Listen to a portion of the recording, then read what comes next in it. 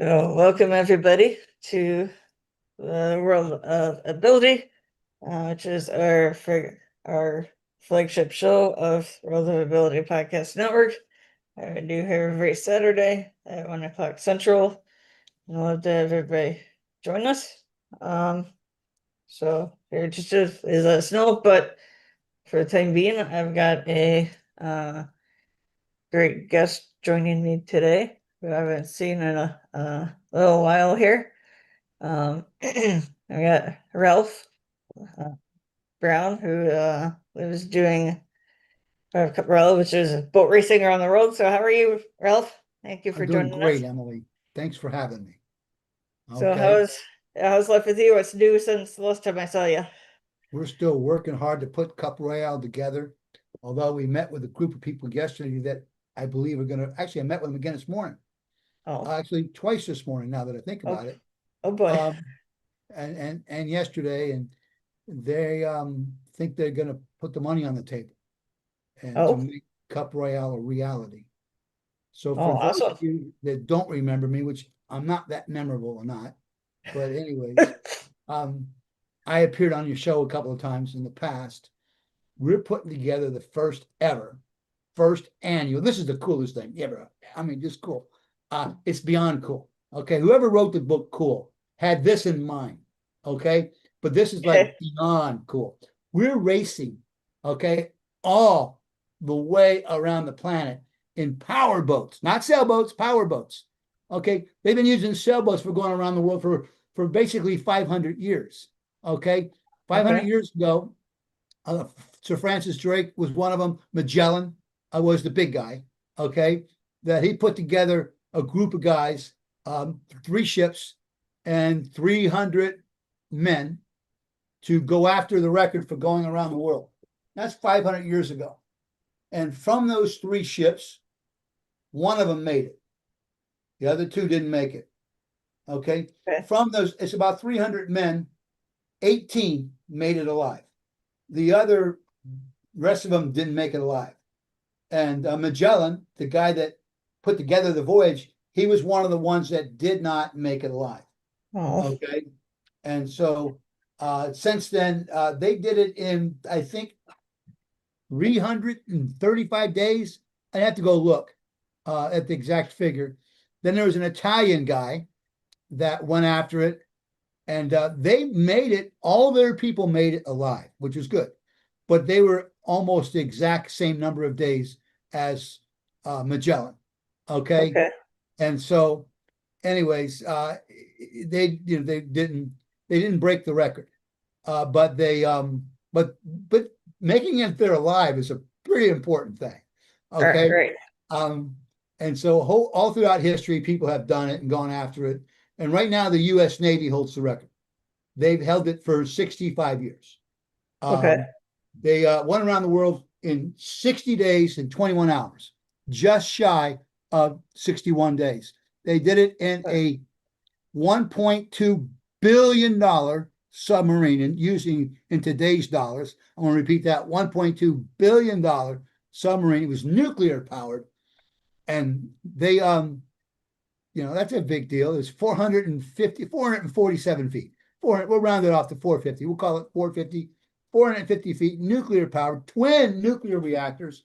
They spent approximately $60 million in today's dollars to go around the world. That's what their costs were. That's a difference between 300 days and 60 days. Yeah, that's a big difference. But Yeah. now we're going for it. We're Okay. doing it with a $2 million boat.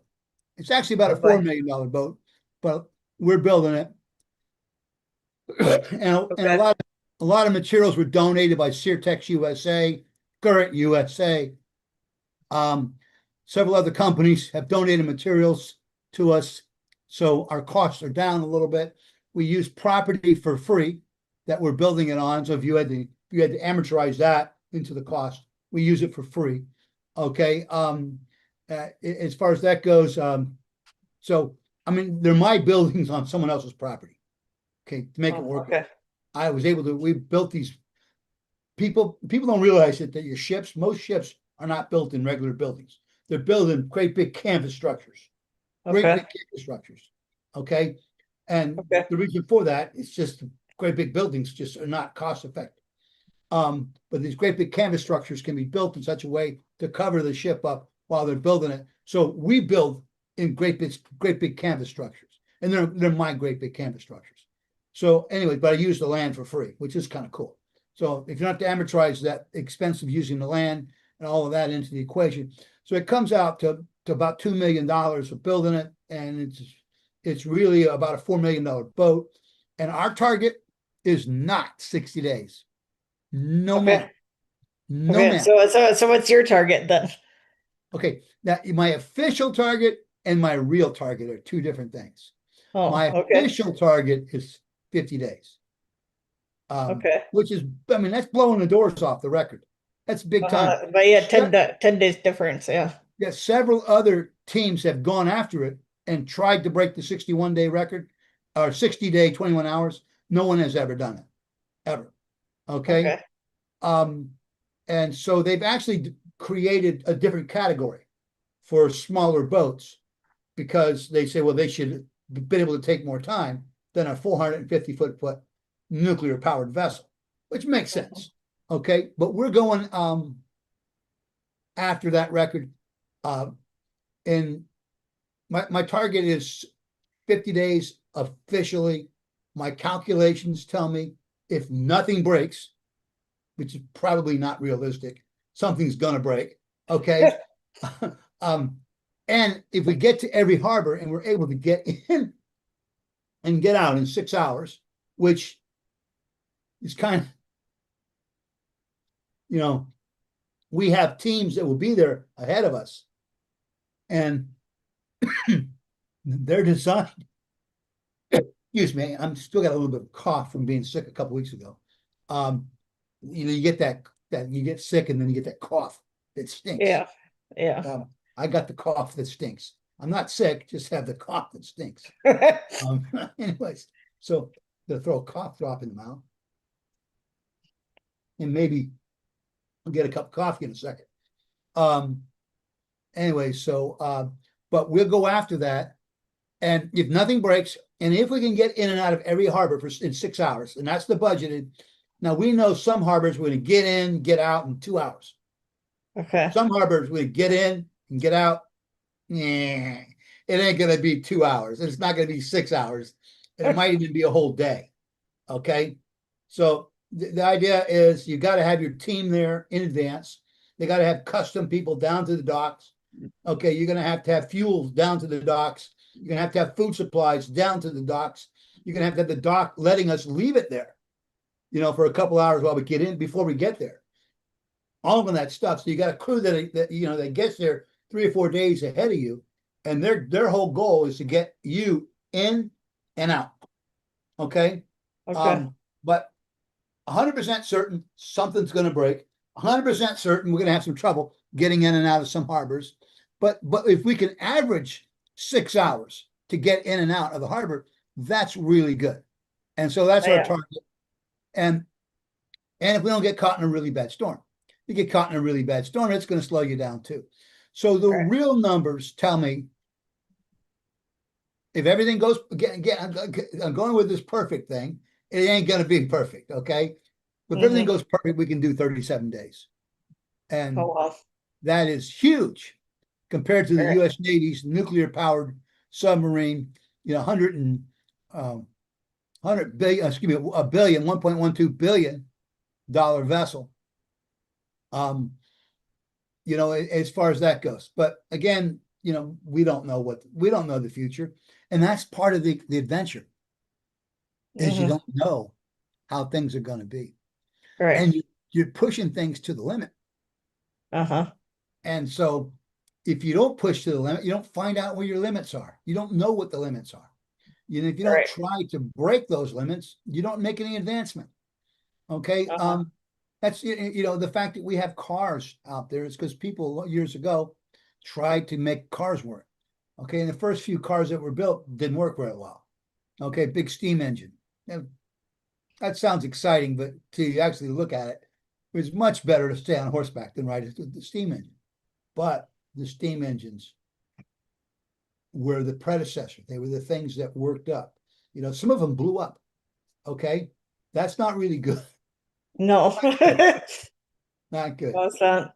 You know, and look at all the rockets that launched. I grew up in Cocoa Beach, Florida, right next to Cape Kennedy. And when I went to school in Cape View Elementary, Cape View was less than 1 mile from Cape Kennedy, from Oh the boy. Cape. Okay. And so when we could hear the rockets go off, and they would let us, oh, rocket, and we'd all run outside, and the school You teachers knew would what let going to us. go and see. They let us. They led the pack. Come on, go, go, go. We're running out the door, and we're looking up, and we're seeing these rockets. And you know, a couple of times we saw them blow up. Oh geez. Okay, and we're little kids. Yeah, Most of right. them, you know, thank God they were unmanned. Most of the ones that blew up.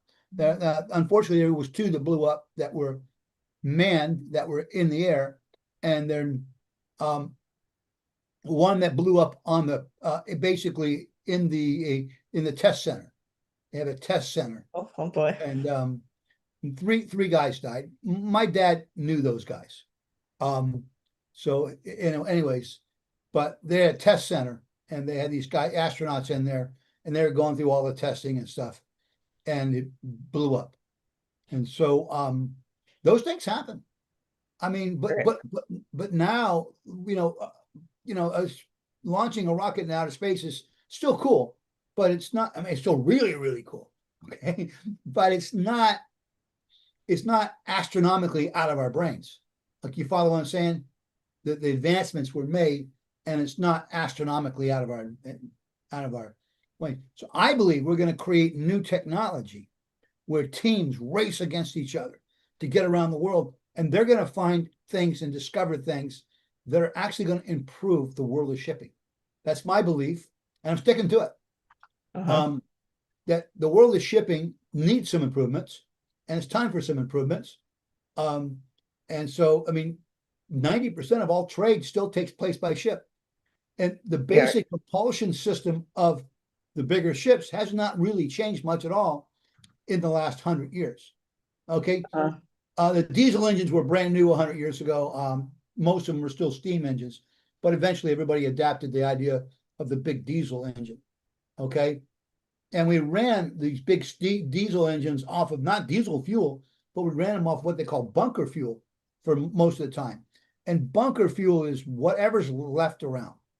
You go in there, oh, okay. you take a big drum of, not drum, but tankers and tankers of oil, and they go through a fractional distillation program, and they take gasoline out of there and kerosene out of there and JP5 out of there, and they take diesel fuel out of there, and what you got left over is a bunch of junk, and whatever that junk was, they called that bunker fuel, and Right. basically that was used for ships. But the problem with that is it's full of sulfurs, and it's full of all the chemicals and stuff that you don't really want in your other fuels. Um, and so that was being burned in ships. And so in most countries, that's become illegal as well, to use the bunker fuels. So now they're using something very similar to a diesel, not quite the exact same thing as the diesel that we use in most of our trucks or our cars, but it's marine grade diesel. Anyways, so it looks like you got people showing up here momentarily. Um, is that right? Yeah, so we have Marianne Waikiki here. Uh but, but hi Marianne. Um Hi, Emily and Kurt. Is that Kurt on them here? no, it's Ralph. Man, I'm Oh, okay. Marianne. Now you think I'm as good looking and handsome as that guy Kurt. Cool. Okay. um, Kurt's probably 10 years younger than me, so that's even better. I think he's I think he's more than that. How old is Kurt? Like 54. So he's about 13, 14 years younger than me. Yeah. So I appreciate that, Marianne. So yeah, I just I wanted to share with you what we did for World Water Day on March 22nd. We went on a catamaran in San Carlos, Mexico. where I'm at, and I brought Brennan Williams, who is a sound bath bowl. He uses crystal bowls for healing and flute music. And I coordinated with the captain and the cruise director to go out on a Friday night where the dolphins were. And our boat attracted more dolphins with him playing the flute music, and the dolphins actually came up right up underneath them because of the sound vibrations and the frequencies with the dolphins. And then it was kind of like a trial run for us to show them what could possibly happen. We didn't know. And then we filled the boat on World Water Day. And we had Marta, who is a drummer, who did drumming with the dolphins in Costa Rica and Hawaii. So it was a very awesome spiritual healing event around the vortex in San Carlos, Mexico, by the dolphin excursion where they've released them. And it was a very magical experience. So I just wanted to share that with you as being a boater, cruiser, sailor. And we did take the sailboat out once. We were going to go to San Pedro Island. We had mechanical problems, but we did get the sailboat out after being moored for 4 years here. And captain is a live aboard. It's a floating home from Hawaii, and we did go out and put the sails up. We made a toast finally. He's done a lot of work. He redid the bow, all new flooring and everything, which took a whole year. And he did it out there on the mooring, not in the marina, because being not so noisy. And anyway, we toasted, put the sails up, and then we went and anchored out in front of a beach restaurant, and then came back in the marina and dinging around with the husky. So, but that was an awesome trip in itself. And he may be sailing the Sea of Cortez with some other solo male sailors this summer. Um, and yeah, Captain Carla's here. She's just pulled her sailboat out. She's leaving for Washington. It's getting extremely hot here, so we're sitting inside, got the air conditioner clean. My landlord's gonna give me a second ceiling fan to keep the electricity down. And I'm so grateful that I'm not living on a boat during the summers. There you go. Well, Yeah, being anchored is one thing. Being in a dock with electricity where you can plug in and turn on the air conditioning and have all that power, but I don't think I'm not going to go through that again. I went through that when I first came over here. It was extremely hot. You just sit there and sweat, and it's hard breathing. And this year is going to be different with El Nino when they're predicting. but So, here's the uh, thing. When you get on a boat, sitting at the dock is missing the whole concept. Okay? yeah, you're right. You need to get out in the water. Now, if you get a chance, I want you to go to Amazon Prime and watch the TV show called I Am Second. I am what? I Am Second TV show. I Okay. Am Second TV show. It's about us crossing the Atlantic Ocean in the smallest powerboat that's ever crossed the Atlantic. It's actually I Am Second Wounded Hero Voyage, what's called. I Am Second Wounded Hero Voyage. And anyways, but it's 14 episodes. About I think they're about 42 minutes an episode. And Oh, so, okay. but you're going to see lots of porpoises and dolphins. They come up to you all the time out in the water. Okay. Especially if they think you're going to feed them, they even come up more. Can't imagine how that works. But I've Can never you put tried that in the chat? Could you be kind of put that in the chat? I have a hearing loss, so I want to make sure I understand it correctly and on Amazon Prime. Amazon Prime. Okay. And it's all right. It's called Please put it in the chat.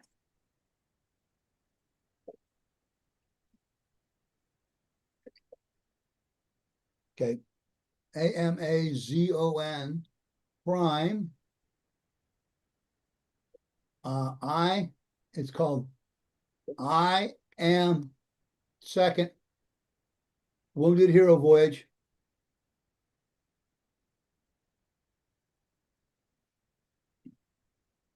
Oh, you know what? I think I typed it in the wrong spot. Let's try this again. I am second wounded.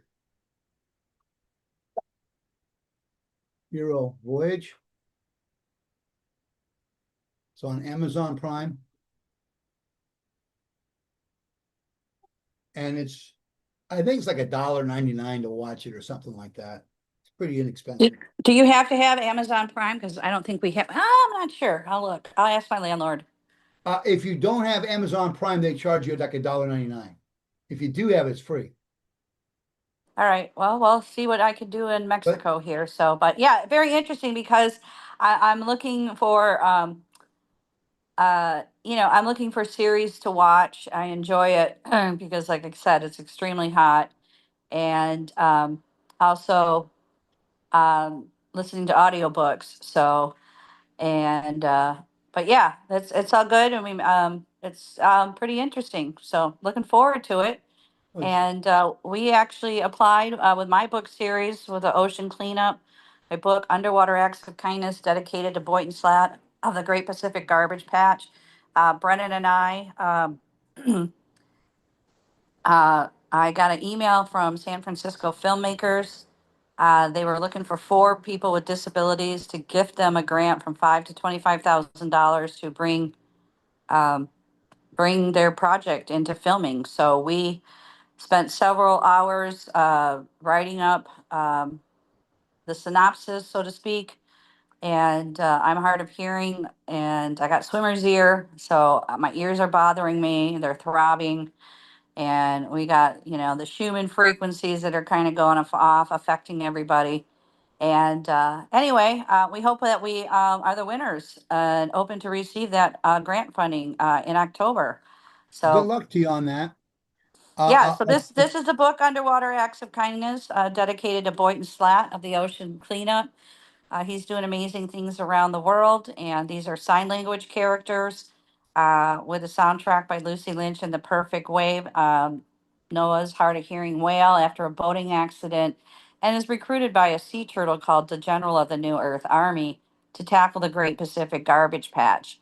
And guess what? I have a new neighbor upstairs. He's moved in, and he is a uh, veterinarian. He's 25 years old. He's doing his social work at like a turtle sanctuary or pelicans where they rehabilitate them. And he brought a bird home yesterday or 2 days ago. I could hear the bird chirping in my bathroom, rehabilitating them.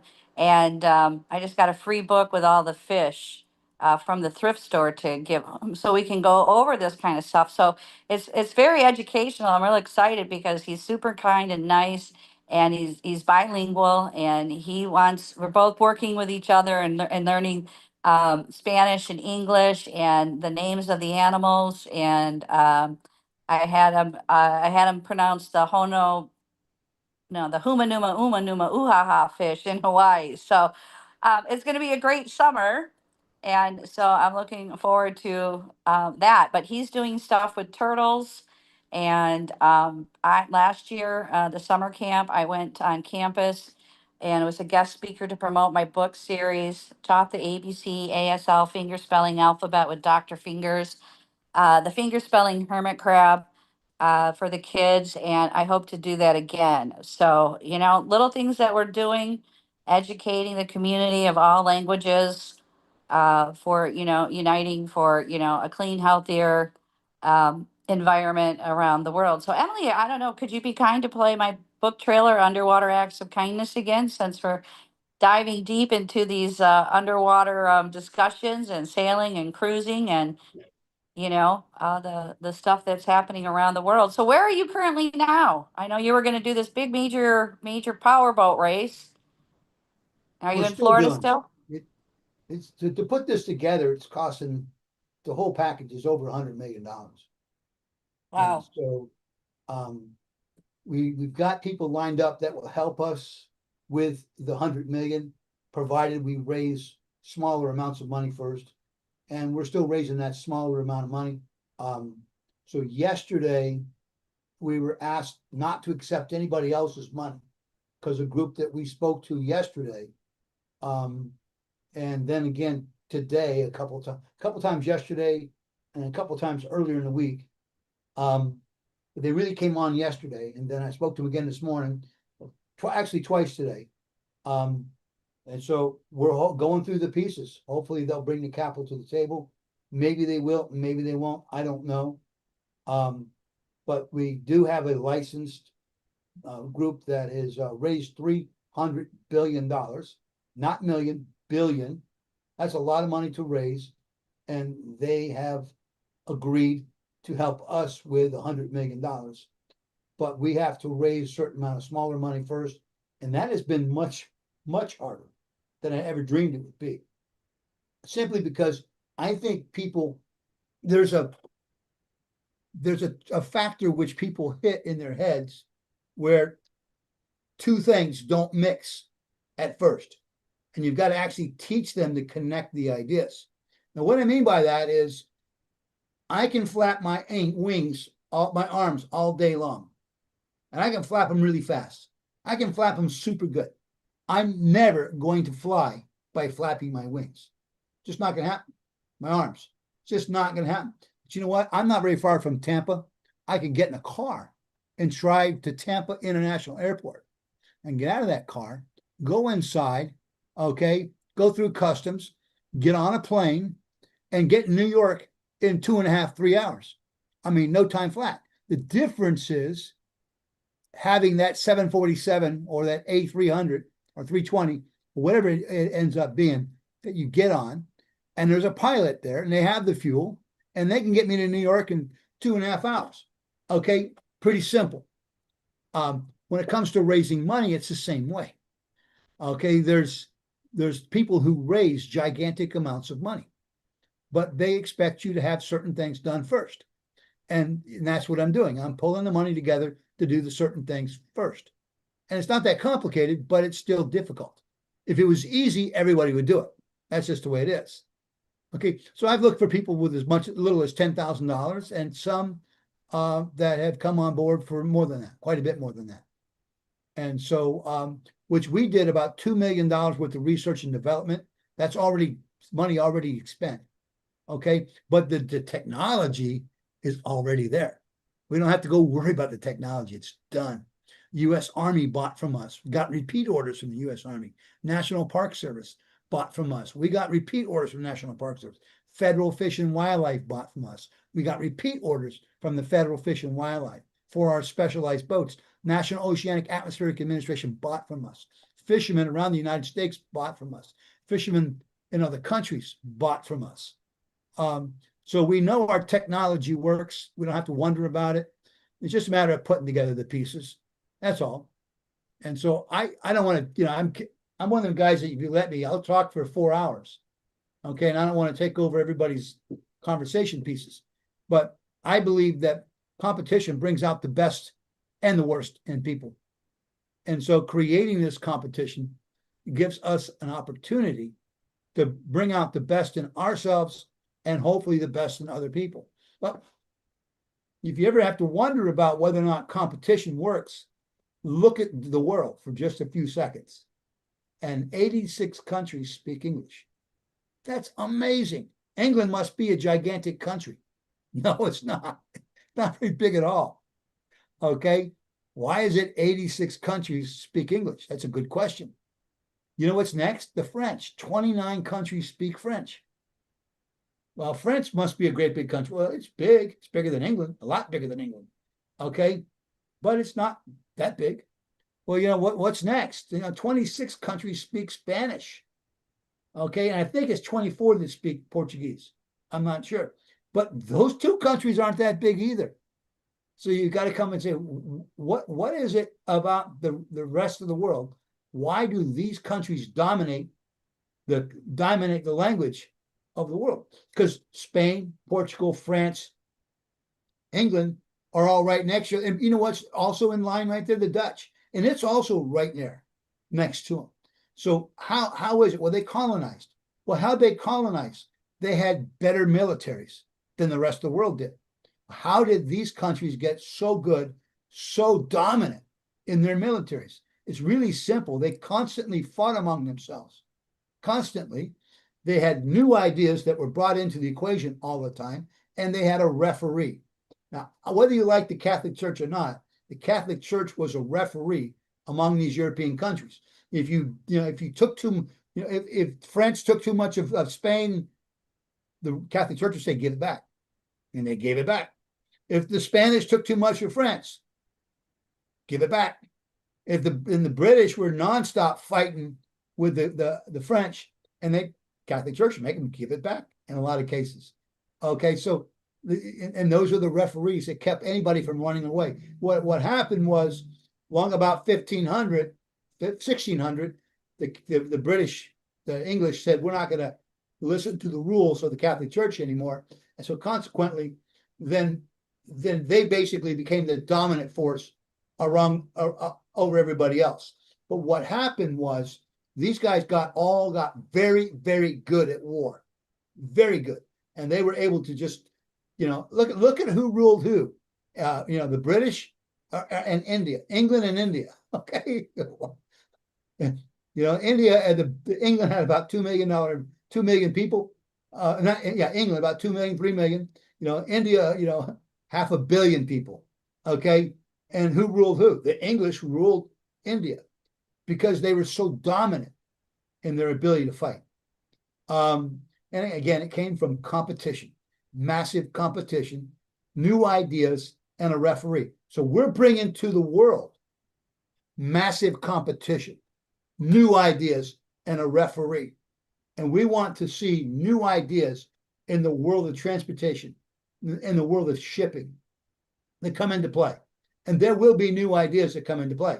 And some of them will be my ideas, but most of them won't be my ideas. It'll be someone else's idea that's a whole lot smarter than me. But the shipping industry hasn't changed much. It's not because they're not good ideas. There's lots of good ideas. There's also massive risk. And the risk is the part that makes people do the same thing that their father did, because they don't want the risk of doing something new. And look at insurance companies. If you can't get insurance on a ship, no country will allow it to enter the harbor. Why not? Look at what happened in Tampa Bay, Florida, and Baltimore. Okay, Tampa Bay, Florida is about 35 years ago. And then Baltimore was like only about a year ago, maybe a year and a half. But big ships hit a bridge. They just wipe it out. They do massive amount of damage. And so somebody has to have insurance to cover all that. And so if you can't get insurance on your ship, no one wants it in the harbor. Kind of makes sense. Okay. And insurance companies don't want new ideas because they're not proven, they're not tested. So we're providing a proving ground to prove and test new ideas. And if you can survive a 60,000-mile race, you'll know it. Like, for instance, you've ever heard of Evinrude outboards? Evinrude outboards is the oldest manufacturer of outboards in the world. And just recently, they shut down their doors. They closed up. And what happened was, about 10 or 15 years ago, they came out with the E-Tech engine. It was the best thing since sliced cheese. It's probably actually older than that. It's probably more like about close to 20 years ago. This E-Tech, it was the best engine you could imagine. It was so good, and it got good fuel economy, good environmental issues, and people, and they were very good, and everybody loved them. So they sold a ton of them, absolutely ton. It's a light engine as well, and the weight of an engine is a big deal. And so they sold a ton of them. They gave away 5-year warranties with them. And what happened was they started breaking. They broke over and over and over and over again. So Evinrude, okay, had so many warranty claims, so many problems. They shut their doors. Now, whether or not it's ever going to come back, I don't know. But the fact that this major corporation's gone or is no longer producing outboards, that is a big deal. And so if they had taken those outboards and ran them on the Cup Royale, okay, they would have found out that they break. And that's a big deal. And before they sold a ton of them. So Mary, I see you kind of got going all around in circles there. You getting your fan running?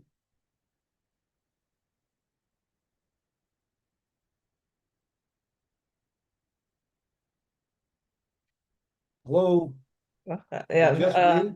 So, Ralph, so when are you looking to have this boat race, yeah, I can't talk, boat race start? Oh, it all depends on funding. Oh, Okay. that's true. And it's really a big deal. And this is not going to grow organically. A lot of people think we're just going to announce this boat race and everybody's going to show up and do this. That's not happening at all. Okay. One is we break the world record for going around the world. That's a big deal. Once we break that world record for going around the world, we go to country after country after country, and we challenge them to come forth and bring forth a champion capable of racing us. And so, and that's not so easy. But when we do this, they'll know it's a challenge. And we're challenging the wealthiest people in the world to buy a team, to put together a team, Okay. put together a research team, and actually do the research to improve the fuel efficiency of the shipping industry, to compete with us.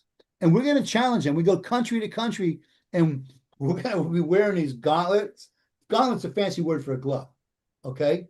But they're a Okay. military glove, big, heavy glove. You go with your helmet on. You got your heavy, you got your racing jacket on. You got people standing next to you waving the American flag, okay? And you can invite all the news media out. Okay, and so you're a world record. You're visiting in the country today, and we invite all the news media, and then we talk about the race, and then we take the glove off. It's the left glove you take off. You take the left hand glove off, up in the air, and you throw it on the ground. Bring forth the champion. Okay, and you throw the challenge out. Okay, if you know a rich person in that country in front of the news media, call them out.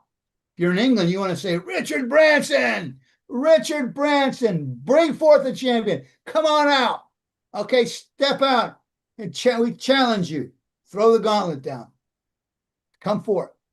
And so, anyways, we do that. We go around the country, getting a lot of news media.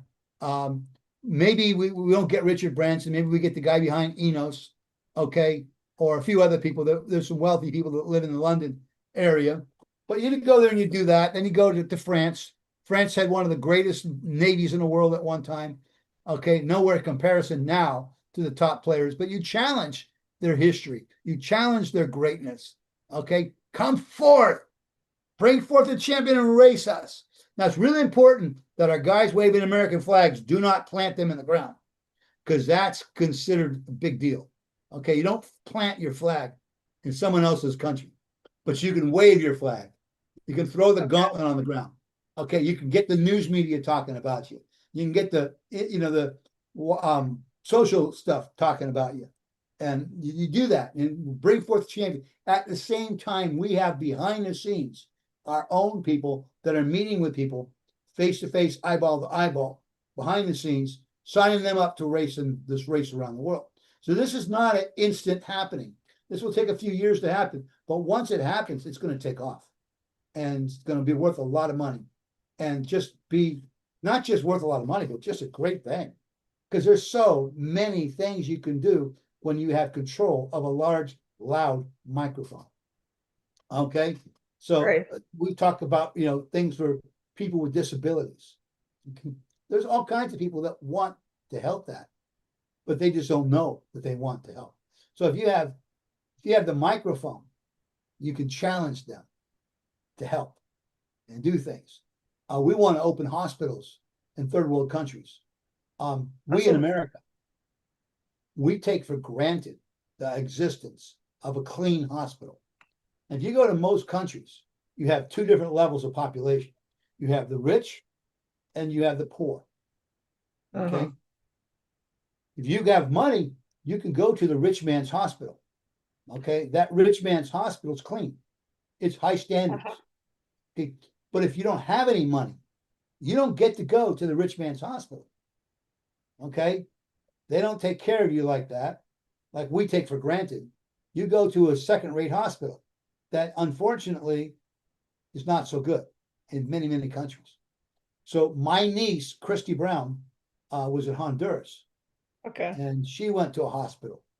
And while she's in a hospital, she contracted tuberculosis. Oh boy. Then she went from one hospital to another, and eventually she ended up in the capital city of Tegucigalpa, which I'm not pronouncing that correct. I just call it Teguci because I can't pronounce it correctly. But it's Tegucigalpa or something like that, the capital of Okay. Honduras.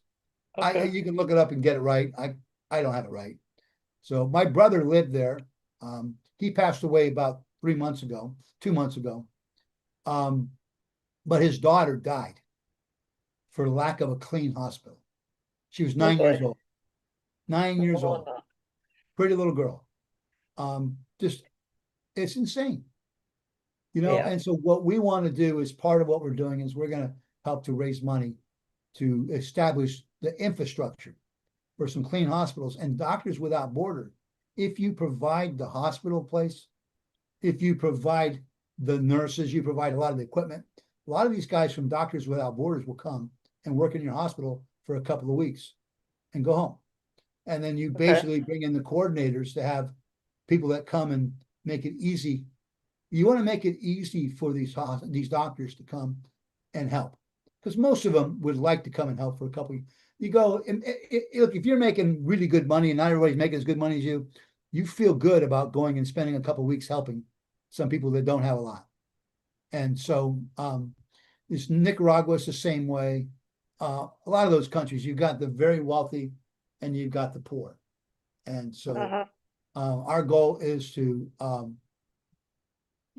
basically provide some funding for that. And we've got the another thing we want to do is the Cup Royale Eagle Claw Award. And we're looking for a sponsor for that. But we're going to be looking for veterans all across the country that served in the military, that are no longer in the military, and that are working a for-profit, keyword for-profit organization. And so we want to help to fund a couple of those using the power of the microphone to get them funded and move forward.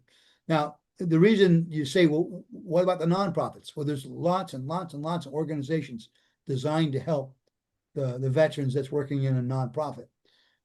But there just aren't there's nothing out there designed to help the guy to get a for-profit company off the ground. So we want to have a big contest, okay? And it's a lot of publicity for the contest, and et cetera. But it's really just a big deal that we can help a veteran. So if you don't know the story behind the Eagle Claw, but in 1979, the American embassy in Iran was taken over by terrorists. I was in the Marine Corps at the time. And when they took it over, they there's, I think, 57 Americans, I'm not sure the exact number, that were kept there, and they're kept for about 450 days, a year and a half, almost, basically under guard in Iran. And there was put together a team to go free them. And that operation to help go free them was called Operation Eagle Claw. I was on the backup for that team. I had nothing to do with it whatsoever. But I was told I was on red alert for it. And there was an incident in the desert where a C-130 collided with it's not really true, a C-130 on the ground, and a chopper was refueling on the ground. And because of problems, the chopper ran into the C-130 and it blew up, and it killed 8 men that day. Sergeant John Harvey, Corporal George Holmes, and Dewey Johnson, the three Staff Sergeant Dewey Johnson were the 3 U.S. Marines that gave their life that day. And I have kind of made it a purpose in my life. One of my many, many goals I have in life is to make sure those men, all 8 of them, not just the 3 Marines, but not all 8 of them, are not forgotten. And in their honor, in the honor of Operation Eagle Claw, we want to help a veteran get their business off the ground. Okay? And so that's a big deal. I know how hard it is to get the seed money necessary to get things moving. And so, like, we raised a bunch of money for research and development in the boat manufacturing concept, but I got it in little pieces, little piece here, a little piece there, a little piece here, and a little piece there, a little piece here, a little piece there. We didn't have it at one time, and we were constantly spinning our wheels, consuming most of our time trying to find the capital to get to the next level. And that's no way to run a business. So if we can help somebody skip that step, okay, and get to the next step where they're in a much better position to raise capital, to get the help they need, to hire the people, okay, to make a difference. And so, I mean, it doesn't matter what company it was. If you go look at any major company that's existed, and if you help them with additional money in the first part, it would have made a huge difference, and a huge difference in how fast it grew. So, anyways, I think it's exciting. Do you have any questions? That is exciting. How did you get into, how did this come about? Or did I miss that? Well, I hate Black Friday. Okay. Okay, I just hate it. Now, if you don't know, when Black Friday is the day after Thanksgiving, where Right. everybody goes shopping. Excuse me, not everybody, but lots of people. Oh, a lot of people, yeah. And I just totally, excuse me, good. Can I be excused for I promise I'll be back in less than 30 seconds. Okay, That's get that's something fine. to drink. Okay, Okay, go right less ahead. than 30 seconds. Yeah, this is I'm glad we could do this here.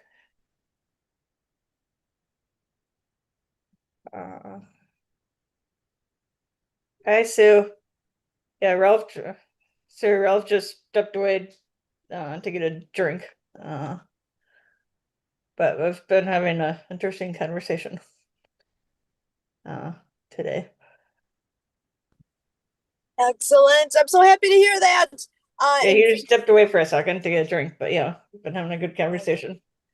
He was just telling us he was just telling me about something and of helping veterans and whatever else. So well, and give me just a couple minutes here and I will be able to join you on screen. I'm actually in Okay. transition right now, but I will be with you in just a minute. I'm so happy to see you guys here. Yeah, that's good. Sounds like you got someone coming back. Yes, that I can hear now too. And if you could be kind to set up the underwater Okay. acts of kindness video dedicated to Boynton Slat to showcase. Yeah, we'll play that shortly. I wanted to hear the finished rest of Ralph's story, So- but Getting back to your question, I hate Black Friday. I Right. hate going to a mall with 5 million people, and you're so many people you can't stop and look at anything. Kind of like being pushed through the shopping store. I just absolutely hate going there. My wife loves to go shopping on Black Friday. We have a daughter and 2 kids, 2 boys, Okay. 3 kids. So on Black Friday, she went with my daughter and went shopping. Me, I took the boys and went camping. And so our friend came with us. He brought his boys, and he has the same philosophy I do. Let's go camping. Let the wife go shopping on Black Friday. So Larry and his boys were out with me and my boys, and we hit a rock, and we broke the motor on the boat. Uh-oh. And that got me thinking that we can put a man on the moon, and we can't make a boat that would go over the top of those rocks and not worry about it. So I basically started dreaming about it and designing it. Had no idea what I was doing. I do have a strong physics background, but I really had no idea. And start testing and testing and testing and testing and testing. And anyways, I was drawing out, and finally my wife said, either do it or shut up. You're driving everybody nuts. So I decided to move forward with it. I mortgaged my house, Oh boy. took a big loan against it, 4-bedroom, 2.5 bath, 2-story house that I had been paying on for 23 years. But I remortgaged it and raised quite a bit more money and started building and testing and building and testing and building. I had no idea what I was doing, but I hired a marine engineer that had a lot more knowledge about it, a boat builder and a marine engineer. And so between the 2 of us, his philosophy is very old school. Don't do anything new, because that's the way most naval architects and marine engineers all think the same way. don't do anything new because it's too risky. And that's just their mentality. Mine was, I want to change the way we're doing this completely. And I was willing to change everything and make mistakes. I was willing to fail and keep trying and make more mistakes and fail and keep trying. And so I had about 16 major rebuilds and about 30 minor rebuilds before I had what I wanted, a boat that could run in that much water. In case you can't see my fingers, we're talking about 3.5 inches. I'm talking about the motor too, not just the boat. But and that's a big deal, but not that big a deal. Airboats will do that. The difference is now take that boat in big waves. Make it so it won't tip over, it won't sink. Okay. And I developed a boat that would run offshore in big waves, okay, and big breaking waves and still run in super shallow water. And so it took me a long time. Now, while I was doing that, I ran across another idea. This other idea was just an idea. Thought, well, if I did this, could I improve the fuel efficiency? Because boats get horrible, horrible fuel efficiency. I don't know if you knew that or not, but they do. Okay, Kurt knew that because he's a water skier. He knows that it costs you 3 arms and 2 legs, put fuel in the boat. Okay, and a water skier's got to go fast enough to pull the water skiers. So there's a lot of fuel, and he knows that. But anyways, so the reality was I wanted a boat that could run through very shallow water, handle big seas, and I also wanted better fuel economy. So I went back to the fuel economy ideas over and over and over, and I tested them, and they actually worked. The first time they worked. Oh boy. They weren't perfect, but they worked the first time. Then I said, okay, how about if I modify this and modify this, will I get better results? So I started doing all these modifications. And the more I studied it, the more modified I get, the better the fuel economy got. And I said, wait a minute, now we have something.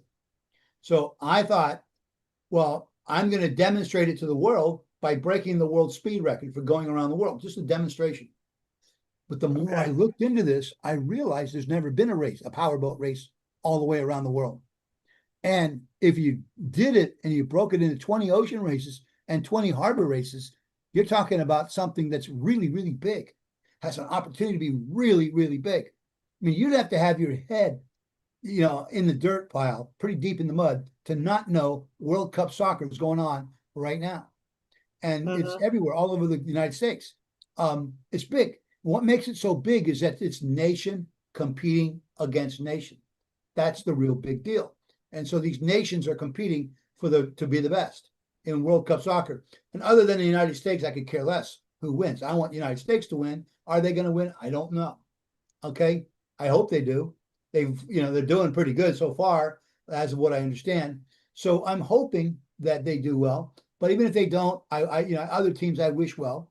And so, but it's all over the TV. It's all over the news.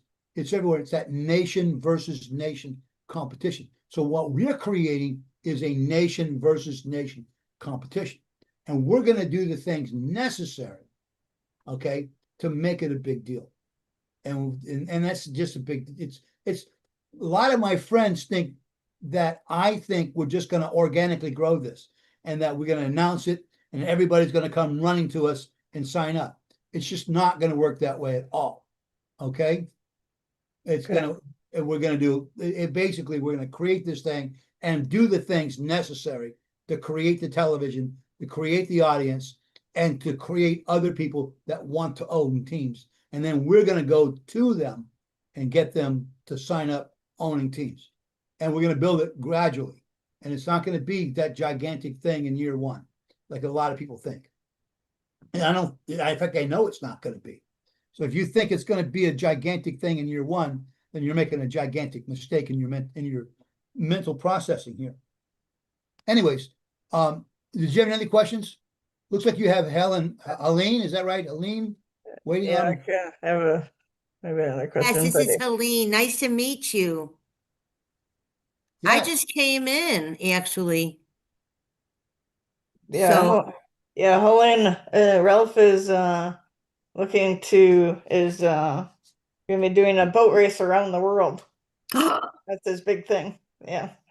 Wow. So you're so sailboat, obviously, Oh, right? no. No, no, Oh, no. This is power boats. Can you take me with me? I'd love to go with. I love boating. Potentially, potentially. You know what? When And I I say that used to carefully live in because there Chicago, are more people that want to go I than we love have it though. seats. I'm a boater. I'll throw the lines for you. I used to live when I lived in Chicago. I was when we were married. We had a boat. We had a 38-foot a sea ray, and we used to cross the lake to go to Michigan, and we would go all over the place. I loved it, but racing's another story. Yes. Well, this is not your average race by any way, shape, or form. How fast do you go? Um, well, we're going to try to average 37 knots. Oh, okay. That's Average. pretty fast. That's actually Average. very fast. Okay. Average. That's key word. Average. Oh my Okay. gosh. And you got to average that in big waves and you got to average it in small waves. Small waves is not that big a deal. But in big waves, then you got to look at the size of the wave, the direction of the wave, your direction you're heading. Okay, what kind of whether they're steep or non-steep, they're rolling waves or steep waves. If they're cresting, are they cresting? All of these things come into play. And so if you're and the size, okay, for us, you know, and I don't want to, okay, the average wave in the ocean is between 3 and 6 foot. That's Right. okay, in the ocean. A very small percentage is above the 6 foot, and a very small percentage is below the 3 foot. So we build our vessels to operate in 6 foot or less at higher speed. Do you have a Okay, picture? I do not have a picture of the How boat we're big are building. how big are the boat? How big are they? The one we're building is 68 feet long. Oh my Okay, gosh. and so yeah, it's 68 feet long, 20 feet wide, powered with a pair of twin diesel 705 horsepower motors. And so I don't like to show there's certain technology that's used there, and once you give it away, you can never get it back. You're So right. I You're don't right about really that. I get show it. pictures. Okay, I you just don't. I've had technology. Shoot, this right here is a magazine article written in Bonefish magazine. Okay, and what's the publication date? I don't know the publication date, but it's a put together by a guy named Bob's World. Okay, and excuse me, it's not Bonefish magazine. It's Nautical Mile, May 2025. In there's an article on a new boat coming out, and they say right in the article, okay, that it looks like one of my boats. And here's the thing: the guy that built it was one of my best friends. Wow. Ralph, where are you from? Florida, Florida? Tampa. But I let me figured. finish point. He admits in the magazine that he copied me.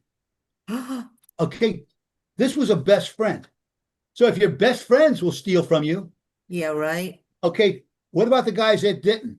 There's another boat called the X3, put out by a boat company called Shallow Sport, and they're in Texas, and they made a big deal on how they invented that boat and how they put all this work into it.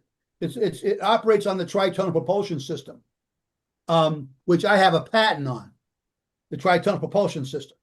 So in the magazine articles, they're talking about how it's their greatest invention. I'll tell you where he invented it. He invented it at the Tampa Bay Boat Show with a camera in his hand, looking at my boat. Okay, Wow. his name's Wesley, and I'll say it, Wesley Hudson. I don't mind saying whatsoever. He told everybody it was his greatest invention. When I challenged him on it and told them everybody that he basically stole it from me, okay, and he invented it with a camera in his hand, looking at my boat, knowing full well it was patented at the time, he then changed the story on how it wasn't his greatest invention, it's his grandfather's invention. And his grandfather invented it years ago before we were both born, which is a Okay. bunch of crap. Okay, the guy stole it, and let him sue me. Okay, we'll see how that works out.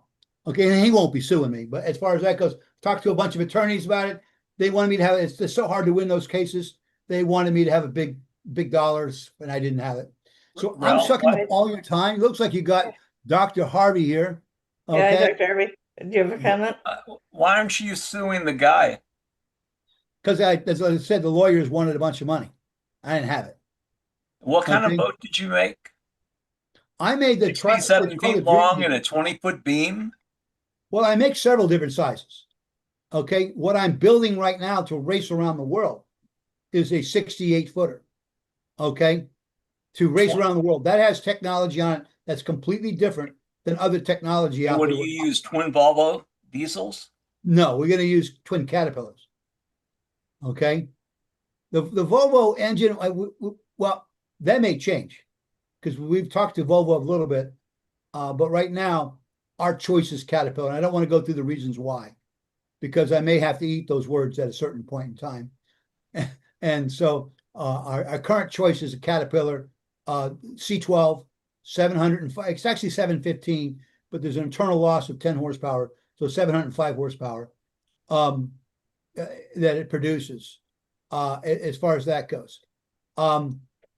And we think it's a good engine. It's been around a long time, and the parts are readily available all over the world. And so if we break down in the middle of Timbuktu, and instead of because we're trying to break a world record, okay, if we have to have parts shipped in from a long ways away, that may cause problems. But if we can go to a local store and buy the parts, okay, that may get us in and out much faster. And so that's a big deal. Who knows what's going to happen as far as that goes? But my choice at this moment in time is the Caterpillar 705 horsepower C12. Does that make sense to you? It does. It Okay. does. So Volvos are good engines too, no doubt about it. And they have anyways, it gets into the drive units and horsepower ranges on drive units, keeping things simple. All of those things become factors involved in what you're doing. So if you're going after world records, again, the reason they're world records is they're hard to do. Okay, I've got 4 of them already. So it's something that's hard to do. If it was easy to do, everybody in the world would do it. And so we're creating an annual race all the way around. When are you planning on doing this, Ralph? I'm sorry? When are you planning on We're doing hoping this? to be in the water by the end of the year. So I see that you're helping raise billions for clean water. Would you be open to also there's a lot of different organizations that are creating fundraisers. I try to help nonprofits and veterans with different options to raise funds. Is there some way we could, promote your event also for other fundraising organizations? Potentially, let's have a conversation. I was just gonna say, if we can do that, I would like that very much. Okay, let's just have a conversation. That's all I can say is I'm open to making things happen. Because Okay. I work with the veterans and I have different organizations that I'm very dedicated to. And I think this would be a great way for, to bring in, for both. So let me Well- give you my information. Okay, are you going to put that in the chat? Is that Yeah, what I'm you gonna want? put my information, yes.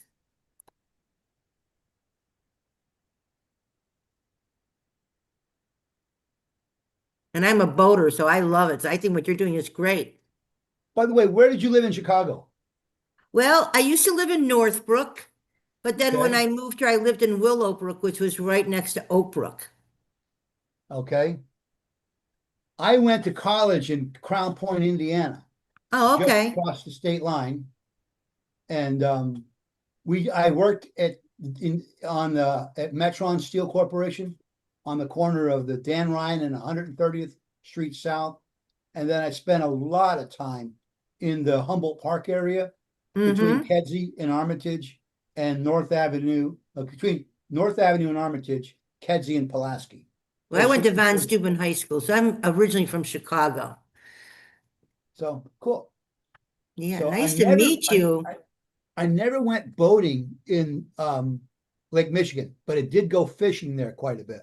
Oh, I love fishing. We used to catch fish, salmon, and oh yeah, Oh, if We you ever usually have- get hooked by one of them steelhead trout, I'm telling you, trout. 2 things get hooked. That steelhead trout's hooked, but you're hooked. I mean, you got to come back and do that again. These things run, they leap out of the water, they run, they're just great, man. So we used to go fishing in Michigan City, the pier there. Oh, okay. Yep. Okay. And right where the inlet is, I've forgotten the name of the river, but the river's coming in there and we fished the inlet. And so I never went boating up there. I just went fishing there though. Oh, yeah. I could tell you stories, but not today. When we meet, we'll share some boating stories. That'll be great. Thank you. Thank you. So I've already dominated everybody's conversation here, so let's let other people talk. No worries. Hi, Sue. Awesome, thank you. And welcome. Hi, Sue. Welcome, Hi, Dr. guys. Harvey. It's Marianne of Waikiki here, and I have a couple questions for Dr. Harvey. Can you hear me okay? Yeah, I can hear you. Okay, great. Well, I got swimmer's ear, and I went to saw the doctor, and I got ear drops. My jaw is like kind of swollen, and now it's been a week. I've taken eye drops. Anyway, I got throbbing, and I got throbbing in my other ear now, and you know, I got some Schumann frequencies that are affecting everybody, but I'm overcoming it. And I have scheduled my eyelid surgery just to let people know on July 7th, so I will be unavailable. So I'm looking forward to having all this done. But my question is also, Dr. Harvey, I'm a sign language interpreter for a deaf man, and we caught up. He's in San Diego now. I signed for him in Hawaii for over a decade, and he's going to have hernia surgery. And he was waiting for the office to get back to him. They didn't get back to him. I said, give me their name and number. I'm going to call and get the ball moving forward for you because he's getting frustrated. So do you have any words of wisdom for this, my friend? He's in his 50s. He's going to have hernia surgery and he can't lift weights. He does try to work out. And anything for prepping that we can help benefit him or anything like that? Well, you know, that's a pretty common surgery. It's usually done if you're there overnight or 2 days. What seems to be the problem? You know, I'm not there. It may be workout related from the gym. Because I'm in San Carlos. We caught up yesterday and we were updating that. I said, hey, I'm gonna have eyelid surgery, so I'm not gonna be available, just to let you know. And then he said he's gonna have his hernia surgery. So I just was helping him with getting the ball going. That's all I can tell you. And told him to meet me as an emergency contact and making sure they have interpreters there. He speaks very well, but you know, anything that I can, you know, be supportive for him or anything like that. I just wanted to get your thoughts or opinions. I mean, being cynical, I could think the only reason they're delaying it is they don't have insurance clearance. Well, he has insurance, so No, but that the insurance has authorized it. so that takes time. That could be the delays. No, it shouldn't. Yeah. So anyway. But that, I mean, that would be, to me, that would be the first thing that comes to my mind.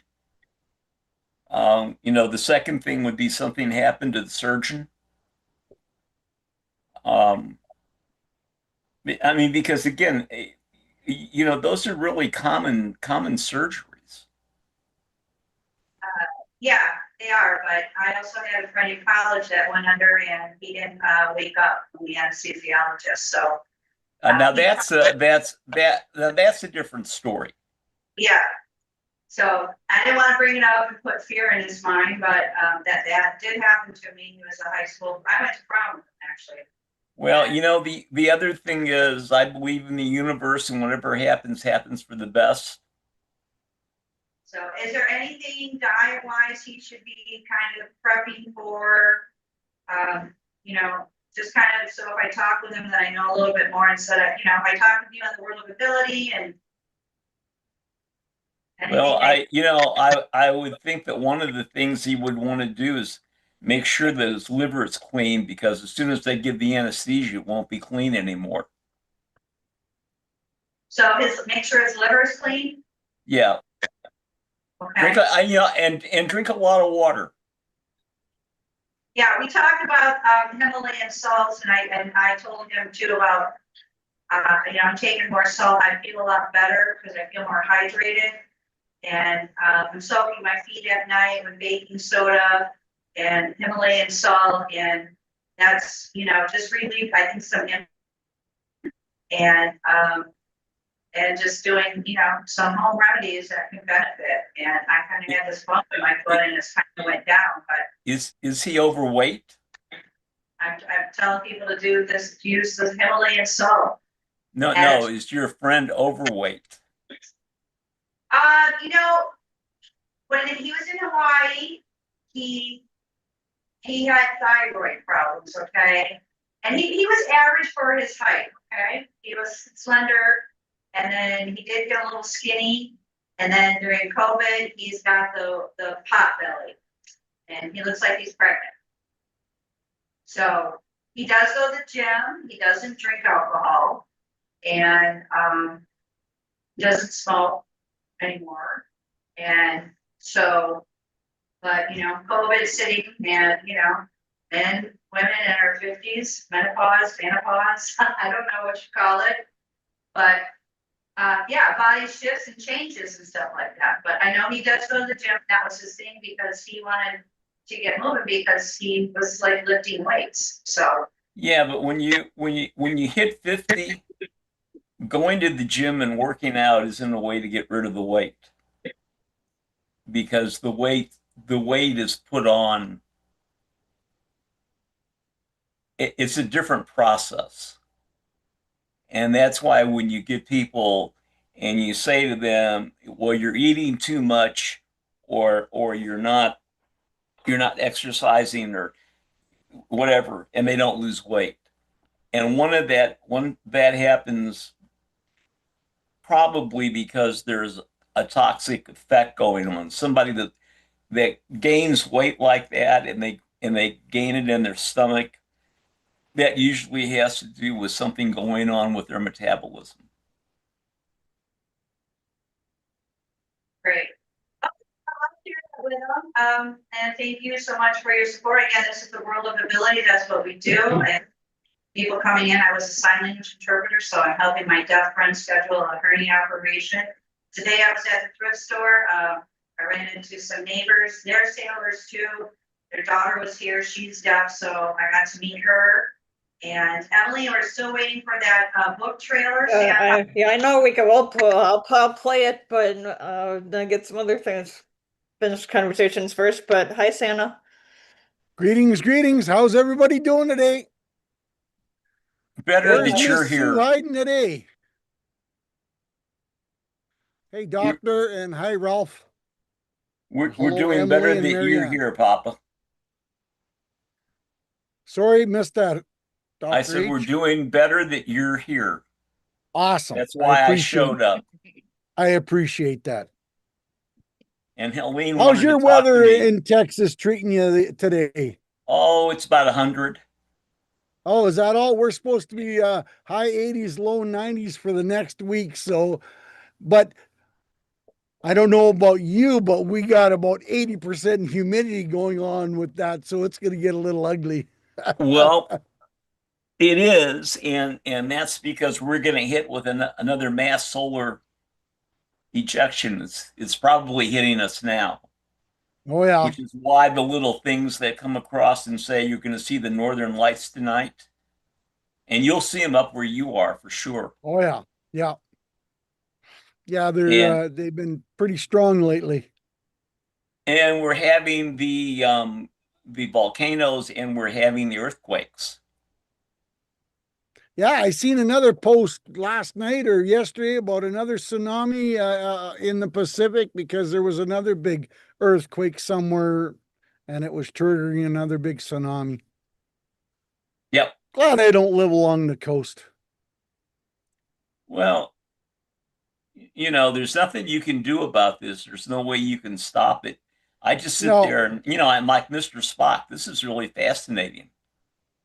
Well, yeah, I agree. Hopefully one of Right. these days it'll maybe take California off the coast and take it away under a big tsunami or something, and we won't have to put up with California anymore. More likely California will just drop into the ocean. Yeah, yeah, yeah. But let's hope not. That's a No, lot of no. people. I do have some cousins and an uncle that still live in California and some wonderful friends. And so, yeah, let's not hope. Hey, Doc, I got to tell you, I was telling you last week that I was doing a project for a company, creating a story on their mascot and how it's developed for their business and how it's helped move their business forward. Well, I finally had a chance to get it finished Wednesday night, Thursday, and let me tell you, I had to stop reading it a couple times because it was that powerful, and it really moved me. Um, and this is our buddy Zach Clayton from Community Pay It Forward, and about his Yeah. polar bear.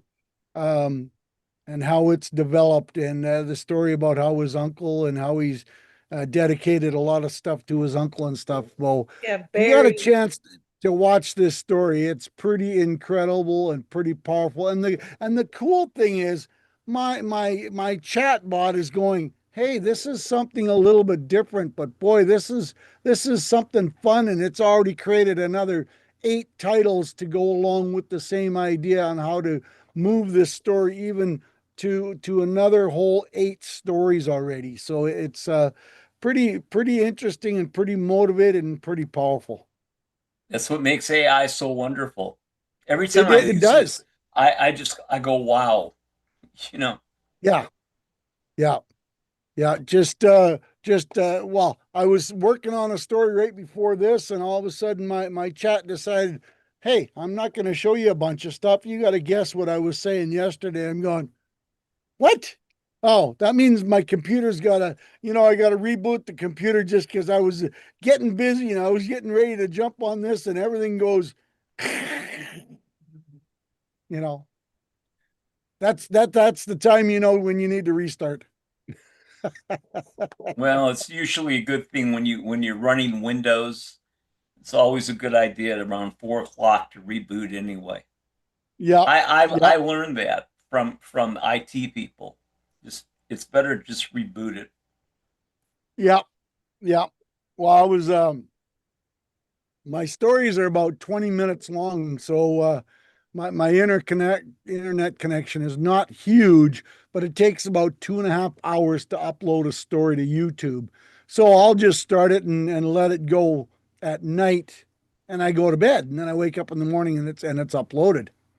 You know, so What kind of connection do you have? it's a cable, it's modem, it's a cable modem, but I've got, you know 500 megabyte down and 22 megabyte up. So yeah, it's So what all do you have? about. What do you have? Spectrum? Yeah. Yep. Do you have their business? No. No. Well, my Do daughter you do just signed you on do, to a do you run um do you run the service that that um, measures what you got? no, it's I got unlimited, but it's No, I mean you know there's a company. They're really good. There you go. Internet speed test oh yeah, I've done that quite often. by Ookla. Yeah. Yeah. You run that one? Yes, I do. I guess that's how you know you got 22 up. Yeah. And that's pretty. I mean, for Spectrum, that's it's a lot better than you get from AT&T. Yeah. Yeah. My Nothing. daughter just signed on to a satellite system. She's getting 950 down and 950 up, which really blew me away. That she's getting the same upload speed as she is the download speed, because You usually it's you should be. How big are your files? Do you have pictures in there? No, video? they're just well, it's the video. So they're Oh, okay. It's a video. yeah, Yes, so all right. they're 2.5 gigs, 2.6 gigs. So they're a big file. So Is there an ability to compress it? no. I don't know. You'd have to ask somebody about that, but Yeah. usually you can put it in, compress it into a zip file, and when it gets Yeah, up but on YouTube, not to it'll open up. YouTube. Oh, YouTube won't open it up. Not that I know of. So I don't know. But that reminds me in the old days. I mean, oh the real God, old dial up. Can you days. imagine trying to do this on a dial up? But your video wouldn't be anywhere near the high quality level you have now. So No. it wouldn't be if you present something with an old video, people look at you different. Oh yeah, no kidding. So But your I'm video wouldn't be good doing, quality. pretty high quality. I'm doing 1080p, so that's a pretty high quality. So it takes a little bit of because it's a bigger file. So it is what it is, and you know, I've I got didn't. Now that you told me it's a video, I understand.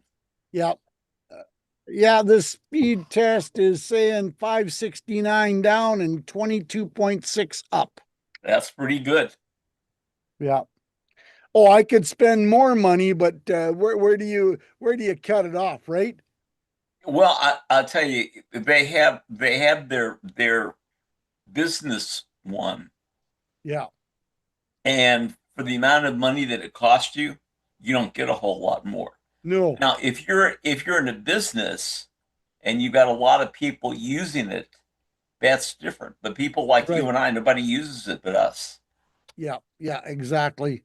And the wife's computer is just set up, and she plays games and watches Facebook and stuff like that. So she's not really downloading or uploading anything on her computer. So that's not going to make much of a difference. How's Ralph doing today? Ralph is doing fantastic, but he's sitting here trying to understand what Dr. Harvey does. Oh, have you guys not met before? No, we've been on the same call for a little bit, but he's been so patient and sitting there, and I'm just trying to figure out. Well, Ralph, why don't he you does. tell Dr. H what you do, and then He Dr. H, builds when he gets boats. finished. Oh, no. I used to build boats. Oh, I thought you're still doing that.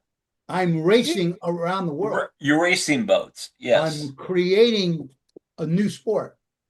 Okay. And so it's the Is this biggest thing on going to TV. be like the gumball rally for boats? Yeah, but it's similar concept, but not quite the same. Okay, but similar concept, and I don't want to take over the whole show here because I can easily do that. Well, give but us the short version. I'm gonna try to keep it short. Okay, the 5 largest things on TV right now. Okay, the Olympics, World Cup soccer. Okay, big time. Yep. World Cup cricket, Chinese New Year. Well, that we're gonna kick that one out. Okay, all right, and the French bicycle race called the Tour de France. Tour de France. Those are the Yep. 5 largest audiences. So Americans think the NFL is the biggest thing in the world. The reality is, okay, the average NFL game has 5 million people watching it. The average Tour de France bicycle race, 152 million people are watching it. The Holy largest crap! I didn't realize it was that big. largest football stadiums, 112,000 seats in Michigan. Okay, the size of the crowd that shows up in person to watch the Tour de France, just under 1 million people, almost 10 times as many people show up. And I actually have 2 friends that watch it on TV. Yes. Yeah. Oh, And Which surprised me. I mean, that shocked me. yeah, some of these soccer stadiums too, like in Brazil and Portugal and that they're 150,000, Oh no!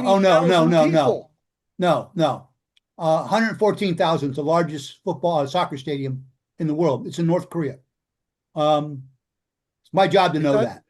I You- thought you- they had you one know- in Brazil that was 180,000. No, I think no. we're going to see soccer is going to become a sport that's going to outpace football.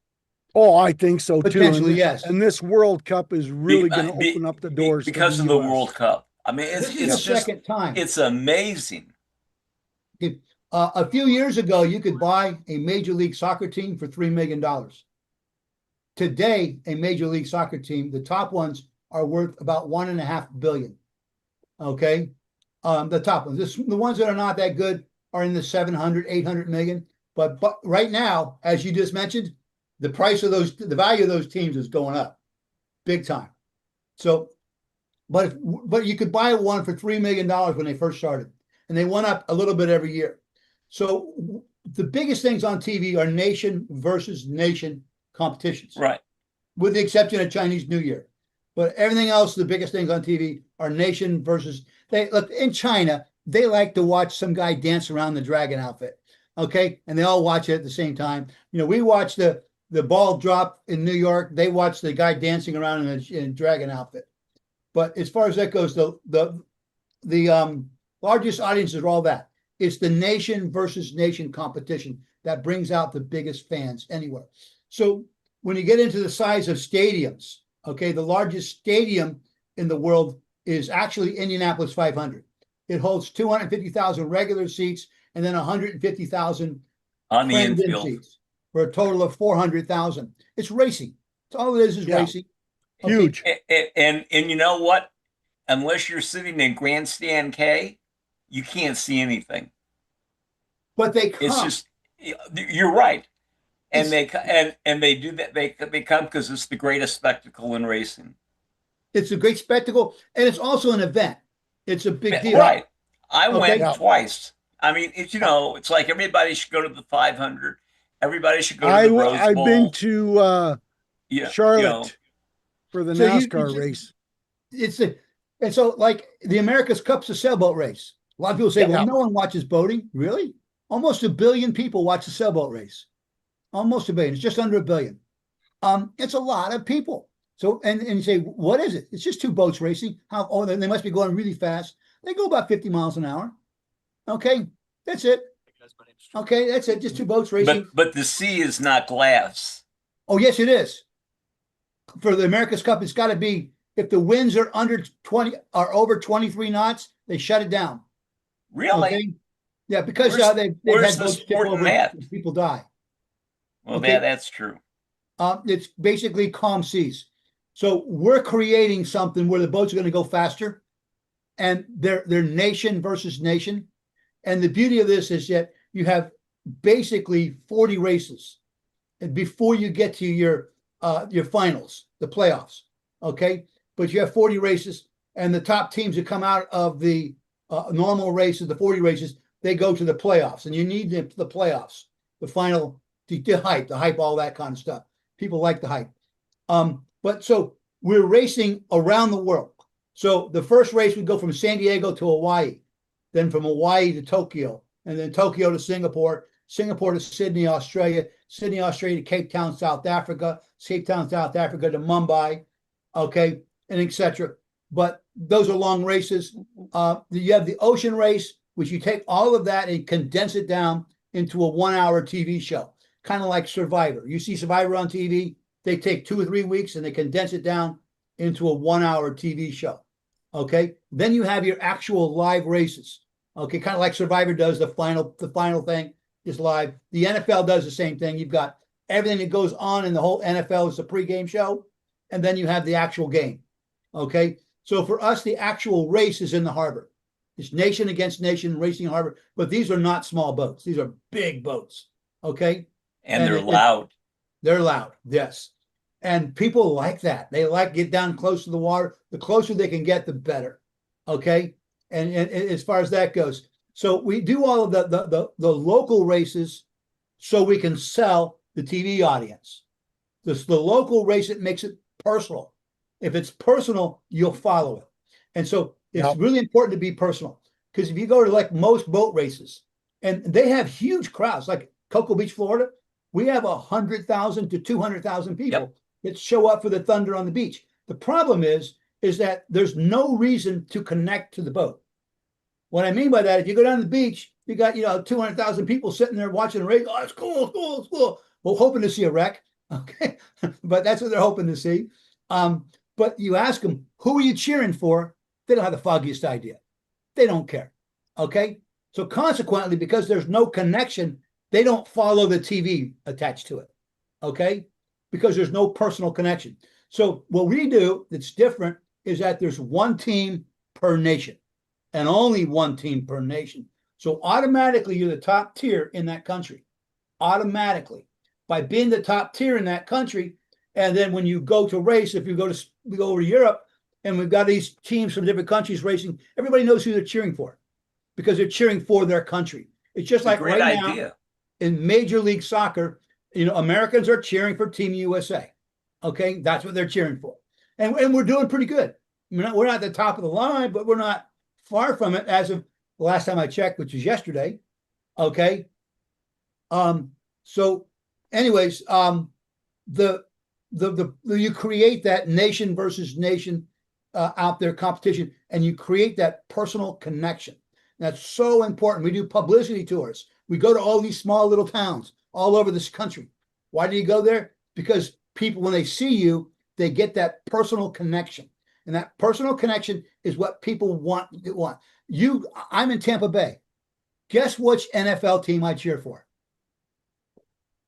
Denver. The Dallas Cowboys. Well, at one time, I did cheer for both of those. But I still live in Tampa Bay. Take a wild guess at who I cheer for now. Well, I would think it would be Tampa Bay. Yes, you got it right. Check it out. That's hard to figure out. And yes, I did live in Denver, compliments United States Marine Corps, back during the Orange Crush. If you remember the Orange Crush days, back in the late 70s. Okay. Yeah, Boomer was the. Pardon me? Boomer was the quarterback. Yes. Right? Yes, I believe that's correct.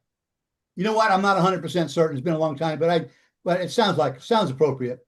But it was the Orange Crush. It was the defense. Everybody was cheering for the defense. And then I lived in just outside Chicago during the '85 Bears, doing the Super Bowl shuffle. Okay. And remember Gerald Perry, right? Gerald the fridge. Gerald Refrigerator Perry. Yes, the fridge. There you go. And Mike Ditka. Okay. That was 1986. Everybody, I was there in '85, '86. Anyways, I went to college there from '81 to '88, just outside Chicago. And I worked in Chicago during those days. So I remember all those. And guess what? When I was in Chicago, I cheered for the Bears. When I was in Denver, I cheered for the Broncos. Okay. And we actually cheered for the Denver Buffaloes, the college team. Okay. And I played against them also without pads. Not smart. Okay. Those guys hit hard. Okay. But I was in the Marine Corps at the time. And we got Navy Marine Corps games going on, and someone brought in the actual college players from the Denver Broncos, not Broncos, but Buffaloes, and we those guys hit hard, and we didn't wear pads. We were not the smartest people in the world, okay? But anyways, my point is, people cheer for the home team, and if we create that audience, okay, and that personal connection, then they follow it on TV, and that's where the big money is eventually. But that's not your big money in the first couple of years. Your big money in the first couple of years is selling franchises. You own the franchise for your country. That's important. The Formula One didn't used to be that way. Formula One was a license to race. Okay, it's called the Concord Agreement. And so you would buy an 8-year license to race. At the end of the 8 years, you're not guaranteed the right to renewal. There's no guarantee that you can get it. And so constantly they got rid of that system and went to a franchise system where now you own the race and you own the right to race. Consequently, the team valuations went from about 400 million average to immediately it jumped to 1.9 billion. Then the figures were around 2.3 billion. And now they're up to the average team is estimated to be worth $3.4 billion. What's the big difference? What's the big difference? It's the fact that you now own this exclusive right to race in Formula One. Okay. And that's a big, big deal. And so we're creating a league and teams, people buy the right to race. and they own that right, they can turn around and sell it. So if you were to live, say you lived in France, and Dr. Harvey, you bought the right to the French team, you might pay $6 million the first year for it. Okay, but because you can afford a $6 million purchase, chances are you have friends, or you know somebody, or you own a company that might want publicity. So now you get the company to say, okay, we'll pay $20 million a year to put your name on the side of the boat. You say, Right. Who would pay $20 million? Well, if you go look at what's on the America's Cup, the average sponsorship is more than $100 million per season. More than that. The Enos, the British team, got 157 million in sponsorship fees. Okay, why? Because almost 1 billion people watch it. That's why. It's pretty simple. Okay, so anyways, you do the same thing, and so the company becomes valuable, and then you do to which I think is the most genius thing in the world. Jeff Bezos took a fledgling company public, and everybody said how stupid Jeff Bezos was for taking this fledgling company public. And Jeff Bezos' answer was, I want to build a major corporation. To do so, I need access to lots and lots of money. Now, as a publicly traded company, I can get money against my stock, okay, that I can't get as a privately held company. And so he did it. And obviously now it's the largest or second largest company in the world. So obviously he's not as stupid as everybody said he was. And we're going to do the same basic concept, because I want to build a gigantic company. I want something I can compete with Formula One. And to do that, I want to take the company public. And I think if we do this right, we get 50, eventually, not right away, but eventually 50 teams from 50 countries. We have our own major league. I think it's a great idea. Oh, it's more than an idea. The potential is there, man. It's unbelievable, Ralph. Yeah, we're way down that road. Anyways, hey, I apologize. Kurt called me and asked me to be on the show, and he said, you might be the only one. So I came prepared to talk for the whole time, but it's not fair to you guys. Okay? Not fair to you at all. So we still don't know what Dr. Harvey does. I All right, fix Dr. H. brains. I'm sorry? I fix brains. Can you fix mine? No, I've been fixing brains for 50 years. And basically I treat people, because now the whole world has suffered from neurotoxic exposure. And so I help people get rid of the effects of that. And particularly if you're a diabetic, we can get rid of your diabetes. We can get your A1C down to 6.4 or less and off of your meds in 6 months. Guaranteed.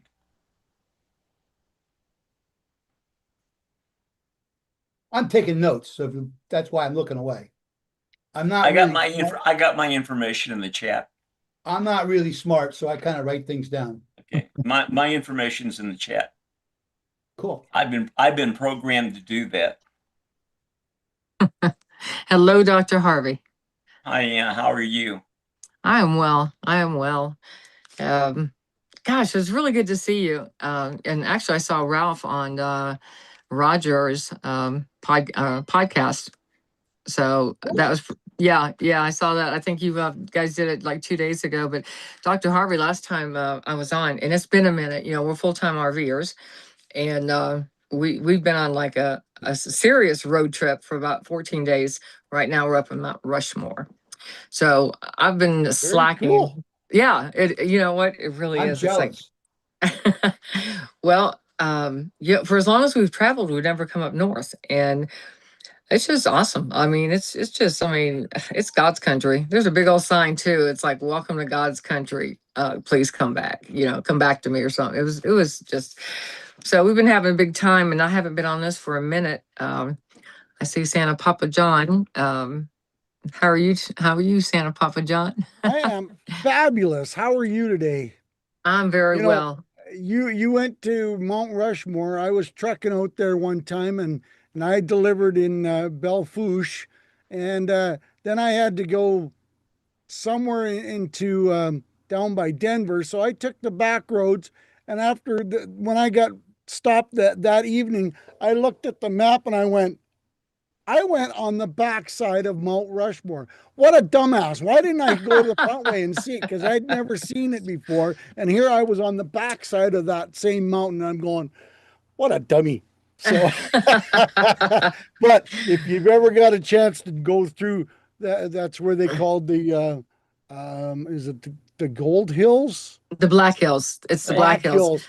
Yeah, Yes, that yes. Because the goes all pine, through there's so there. many Oh pine my trees. God, what some Oh gosh. amazing, Mm-hmm. amazing scenery and Oh yeah. beautiful part of the country.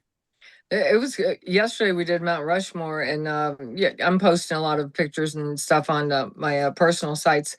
We've come through Colorado Springs, like Terry Bison Ranch, and just Cheyenne, Wyoming. Oh my Yep. goodness, we were like parked at an RV place on the top of a mountain, Pikes Peak. It's like wow. You've got a chance to go. I think the highway is called 187. It goes from Montana and it takes you come out at Idaho Falls, but it takes you through the northwest corner of Yellowstone. And there is some incredible scenery and some wonderful wilderness in that road. That is Well, my definitely husband worth has been on the other side. He's been there. I've Yeah. not been there before, but we're actually going down to Omaha, Nebraska. That's Okay. home. That's home base. You know, it's time to re-register vehicles and do the medical appointments and all that stuff. But I'm missing hopping on and collaborating with everyone and talking, and so I've been trying to hop in and on their groups and but Dr. Harvey, last time we just had a minute to chat and everything, but it's interesting. Um, I know you talk about your business and how you treat people, and you commented on diabetes. So I'm diabetic. I wear that sensor disc, Libre, and I've gone from an 8.6 to a 5.3. That's very And good. Wow. it Good is. for you. And thank you, Lord. And my doctor said that once you've been tagged with something, you'll never get untagged. So now I'm listed as pre-diabetic, but they'll never take the word diabetic off, even though I've kept it at 5.3 now for, I don't know, a year or so. But I mean, it was up there. It was like 8.6. I did it mostly on my own. A wellness doctor. We were with him for about 8 months, and insurance won't pay for it, but we had the Aura ring, we had the sleep test, we had everything, and he put me on something called pioglitazone, and that has really helped lower the diabetes. So, what is it that you do that actually lowers the diabetes? We teach you how to use food Okay, nutrition based. and well, I don't need to do anything supplement with you because you're already at 5.8 or 3. 5.3. Mm-hmm. And I will tell you this. This is my belief. I think that once you're a diabetic, you are always a diabetic. Yeah. So if you want to go out tonight for the next 3 or 4 nights and eat fried chicken and go to Dairy Queen, and you do that for 3 or 4 days and see what your blood sugar is. Right. Because Yeah, that no. mechanism is still there. Mm-hmm. You're controlling it. Right. But you can go to Dairy Queen one night. You can eat fried chicken one night. As long as you do the things before that's going to stop the spike. Because that's what gets people sick is the spike. Yes. And if you can control, and we teach you to control the spike. Mm-hmm. And you control the spike by what you eat. Right. Okay. And the order and the time that you eat it and the order that you eat it in.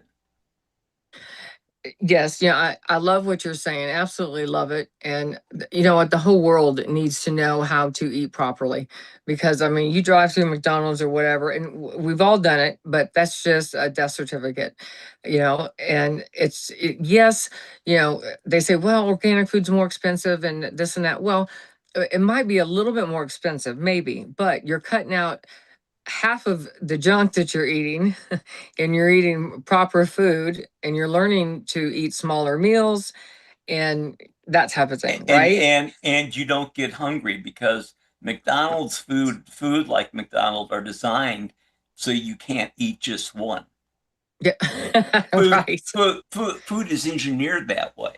So Sure. if you start eating the right amount of food, you don't eat as much. You don't eat as much. And if you eat it in the right order, your blood sugar doesn't go up. They spike. And Right. everybody's sugar spikes Sure. because it's biology, it's chemistry. Well, we didn't know that. See, we thought only one that spiked was a diabetic. But that's how people walk into a doctor's office. There's nothing wrong with them. They haven't been sick. Everything's fine. They go in and the doctor says, by the way, you've got stage 3 kidney disease or you've got stage 3 pancreatic cancer. Used to be that those people would go into the doctor's office, they'd be fine, and they'd walk out and they'd drop dead. And how does that happen? And honestly, we didn't know until we had CGCs and could watch what happens when people eat. Because just taking a finger test, it isn't going to show anything. No. I mean, it's going to show if you go up to 300, it's going to show if you go up to 180. Yeah. The point is, you can go up to 180, but it's how long you stay there and how you come back down. That's the key. And that's what gets people sick, because every time you start raising that top number and it raises the lower number, you get that range and you're up there. And you may not end up with with an A1C of 8, but your A1C may get up to 6.8, 6.9, and you won't know because you're not a diabetic and no one's going to test. So unless you're peeing and drinking water at the same time, which is then you are a diabetic. I mean, there's not a question. I'm peeing and I'm drinking water at the same time. But most people who end up sick like that, and not everybody who has the spikes ends up with diabetes. That's how they get heart disease. It's where your weakness is in your body and where the liver is going to start storing stuff. And now the liver is out of places in the body to store stuff. So the only thing they got left are your joints and your skin. And that's why we're seeing psoriasis and eczema. And I see these advertisements on it made me scratch. for kids. They're kids. They're 10, 12, 14. They're young kids, and they're sitting there comparing their skin. When I was 12 or 14, we had zits and we used Thisohex. Oh my gosh! Yes. Quick question. Yeah. I'm looking at my blood test right now. I'm just curious. Is A1C listed as something other than A1C? It'll be HbA1c. HDA? HbA1c. HDA1C. Capital H, small b. Capital A, 1, small c. But I don't think that's usually a test they're only going to do it if you're a diabetic. And you don't look like you're a diabetic. Well, I thought that when you ask for a complete blood panel, that if you they automatically, right? Well, my insurance pays for it, but I mean, mine started with gestational diabetes, almost 40 years ago. So they're going to do it on you all the time, right? Right, exactly. So once one's tagged, always tagged. But it's interesting you saying about the liver and the weakest part of your body, your skin and your joints. So as I said earlier, we're traveling and we're actually heading to Omaha to do all the medical that we do once a year, not more than every 18 months, but doing the liver test, doing the lung scans. We see our skin doctor. You know, my husband's had little cancer spots, but he goes over every inch of us, and just every test, you know, cardiologist, you know, so it's like a maintenance thing. And most people do have insurance, and yes, there is out of pocket, but think of what you're paying for. You know, you're going to find out if you have. My cousin, God bless her, she passed away about 5 months ago, and she'd been sick for 3 years. You know, my cousin was getting aggravated at her, and you know, what's wrong? Why can't you, you know, get up? Why are you falling over? Nobody could find anything wrong. Then he finally took her up to Cleveland Clinic. They're in Toledo, and they diagnosed her right there with stage 4 pancreatic cancer. And she had, and they said, you know, you have about 3-4 months. Well, she died 3 weeks later. You know, how do you get something like that? We do, yeah, but our testing is a residence testing, Mhm. and I would have seen that. What I see when people come in, she had spikes in her blood sugar, Uh-huh. and it was showing up in the testing, but the doctors didn't know what they were looking at. Uh, Okay, because they're not trained to see it. So in our testing, we end up doing a test, and it gives us a lot of information, more information than you get anywhere else, unless you have what you're having done. right, right. And And it's only by going to doctors like yourself, you know, because but your insurance does not cover it, because a lot of this is wellness, you know, unless you ask for it or they give it a right diagnosis, well, or you know, something like that. But you're we right. charge There's so we many charge blood tests. $500. We charge $500 for the test. That's what we were paying, $500 a month. Well, no, this is $500 for the test. Well, that included the test. So. Right. And then it tells me, you know, where to go and what to do. I mean, you're living well. Your husband, if he's got the skin cancers, it's because he has problems somewhere down his line. There were problems with skin back in his family. Okay. So that's a weakness. I wear a hat because skin cancer runs in my family. So Okay. does diabetes. So Okay. does psoriasis. These are now, they're all are inflammatory diseases. And the key is controlling the inflammation. Yes. If you control the inflammation, you control the disease, and you live longer. Right. Now, there's lots of ways to do that.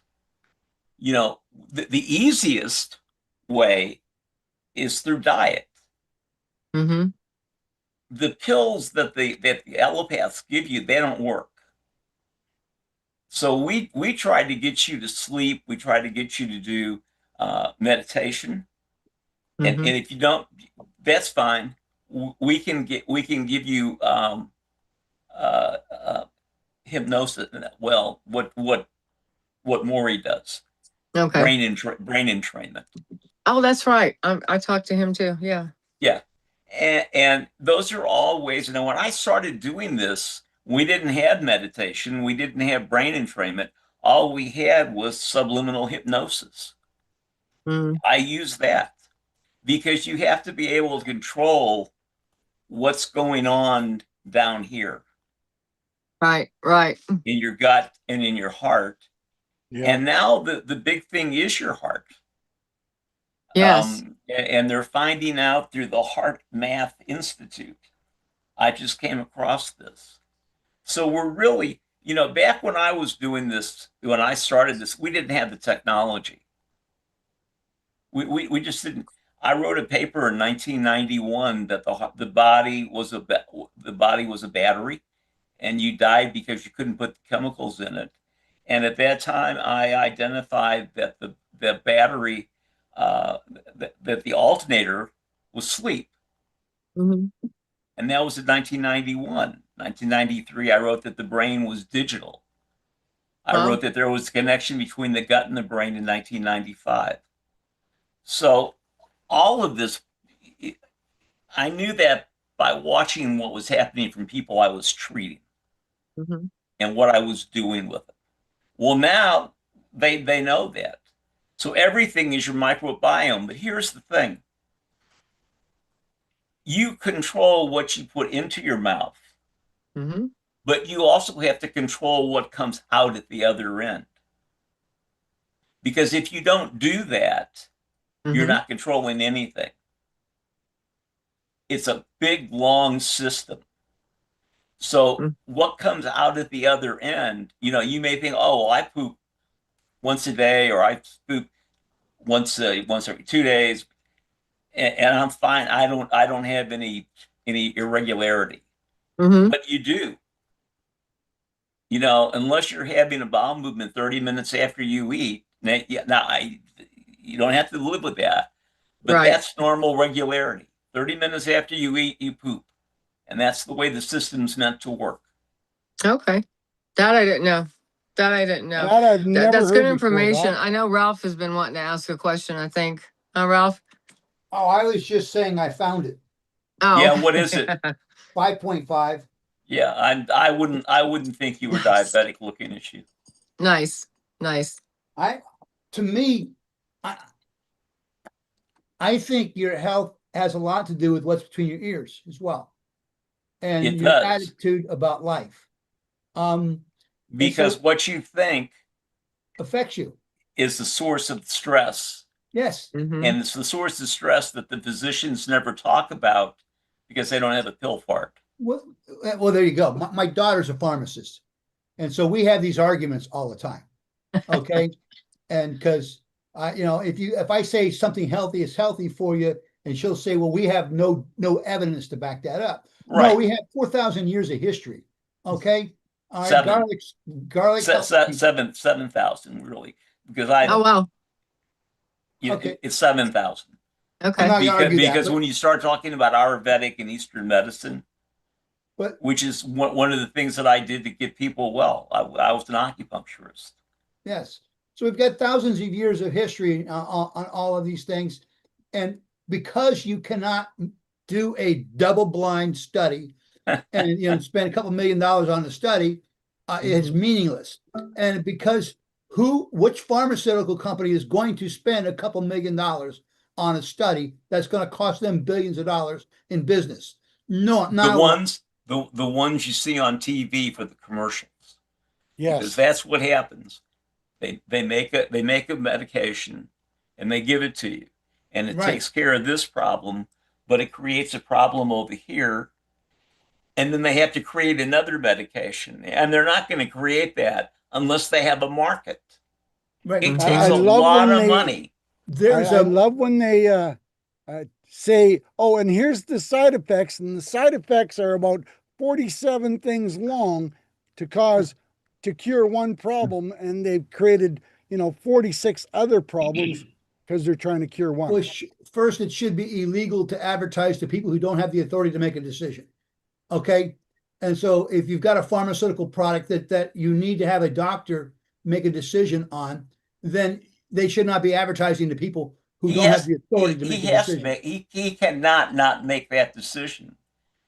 Believe me, the government will come and visit you if you aren't prescribing medicine. Hello. The Yeah. FBI will come and visit you if you are not prescribing medicine. You're not wrong. That's right. I can't argue. I don't know anything about that, but I believe you.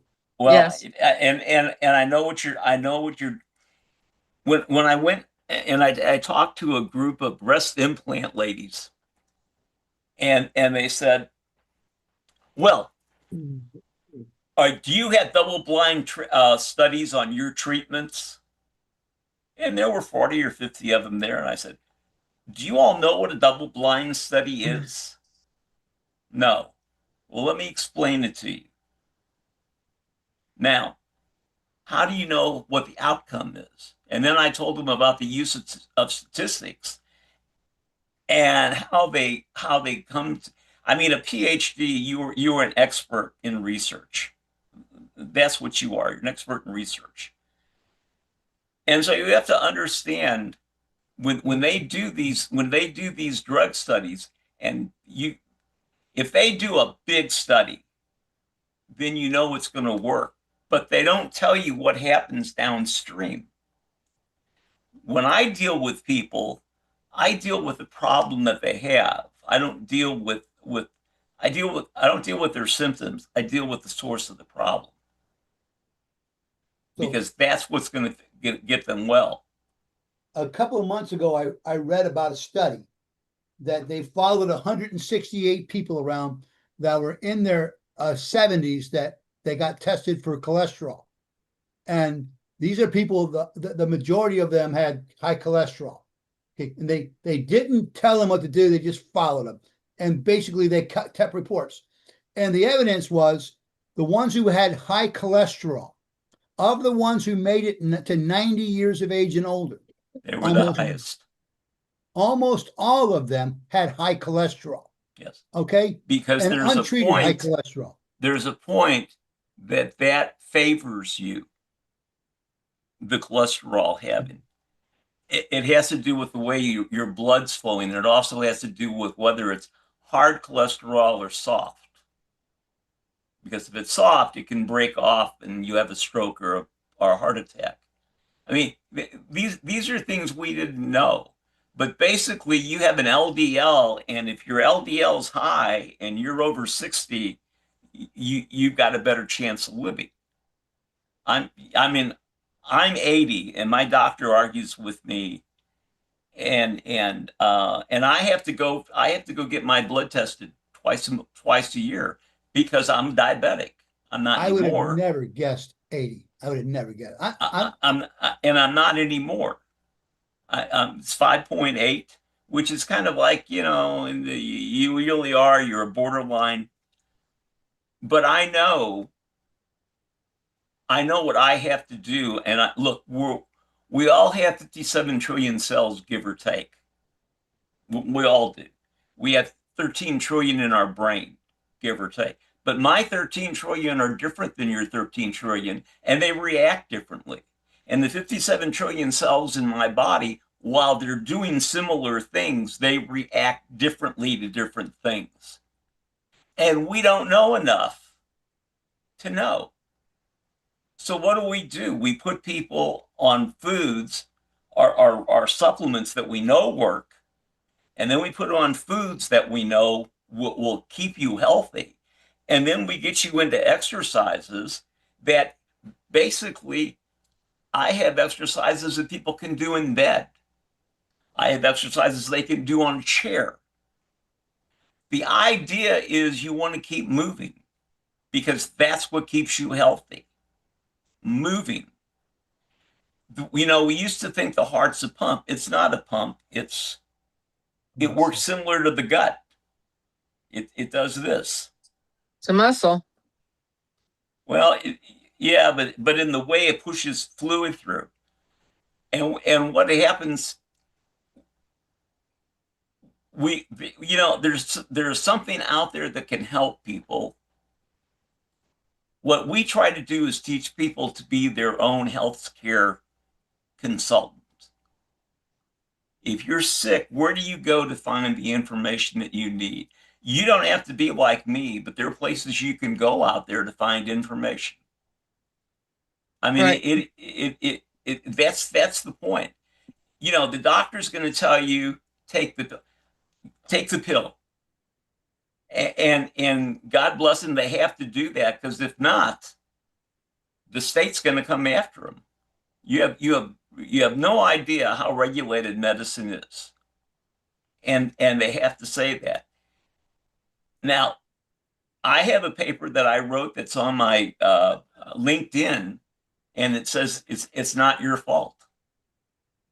And what we're saying to people, if you're sick, it really isn't your fault. We didn't know, but we know now. Yeah, you were trained as you were growing up. This is what you're supposed to do. This is how you're supposed to eat. This is how you're supposed to act. Right. Well, 40, 50 years of acting and behaving the wrong way is going to catch up to you. And there's no excuse for doing that after 2015. I mean, these were all things that we got the technology. We started seeing what goes on in the body. We started seeing what goes on in the brain. we started seeing all these reactions, you know, there's not an excuse for it now. And what you've got to do is you've got to control the inflammation. How do you control the inflammation? The inflammation's fire. You can control fire with water or the water elements. And then this is the Eastern medicine part. But you also can control inflammation by eating foods that tone down inflammation or don't create inflammation. And once you learn how to do that, then you don't have to worry about if you go out to eat. I mean, I don't worry when I go out and have an ice cream. I only have an ice cream cone every, you know, once or twice a month. Yeah. But I don't worry that my blood sugar is going to go up to 300. I only eat ice cream once or twice a day. That's all. Yeah. I'm teasing. But I'm but teasing. you find, but you know, the things that you eat can elevate your blood sugar. And then you know the things that you can eat that don't elevate your blood sugar. And there's so many things out there that there are so many things in our food in this country that are not allowed in Europe. And you're going to find that out. Right. Right. And you know, the McDonald's, they cannot use the grease, the oil that they fry in this country in Europe. Right. It's Yep. outlawed. And that's something people are under. When you start using these oils, they have little hooks that go in. You have to just bear with me. Just visualize this. These oils have little hooks that when they get into your colon, they can create little punctures. Well, if those aren't taken care of, you're going to have the poop flow out into your blood. And, you know, your body can deal with that for a while. It can actually deal with it for decades. But one day, you end up with stage 4 cancer, stage 4 pancreatic cancer, or stage 3 kidney disease. And we know how that happens. Now, if you use those oils, that's fine. But if you have the right, if you have the right set of supplements and foods, then they go back and patch the holes up. So what But kind you of have oil to do know you that. recommend? What? What kind of oil do you recommend? Oh, you know, basically coconut or olive oil. So I'm a Stay big away olive from oil fan. stay away from seeds. What about grapeseed oil for like skin coatings? Not for eating, but for skin coatings. Where are you putting it? Oh, you put on a little bit of cloth and you rub it on certain parts. Okay? Well, you know, it can go through. The grapeseed oil, it's got a couple different acids in it and a lot of vitamin E. And so when I was in cooking school, I was taught to use grapeseed oil. I basically, and I was also taught, don't be afraid of high heat. Just don't walk away. And now I've learned in this iteration of my life that you cook things low and you cook things slow, and you preserve the nutrients. So, all right, folks. Sue Rotzkoff wants us to say goodbye so she can get off the telly. Right, Sue? All right, guys. Great conversation. Everybody have a Take care, great y'all. weekend. You too. Take care, Helene.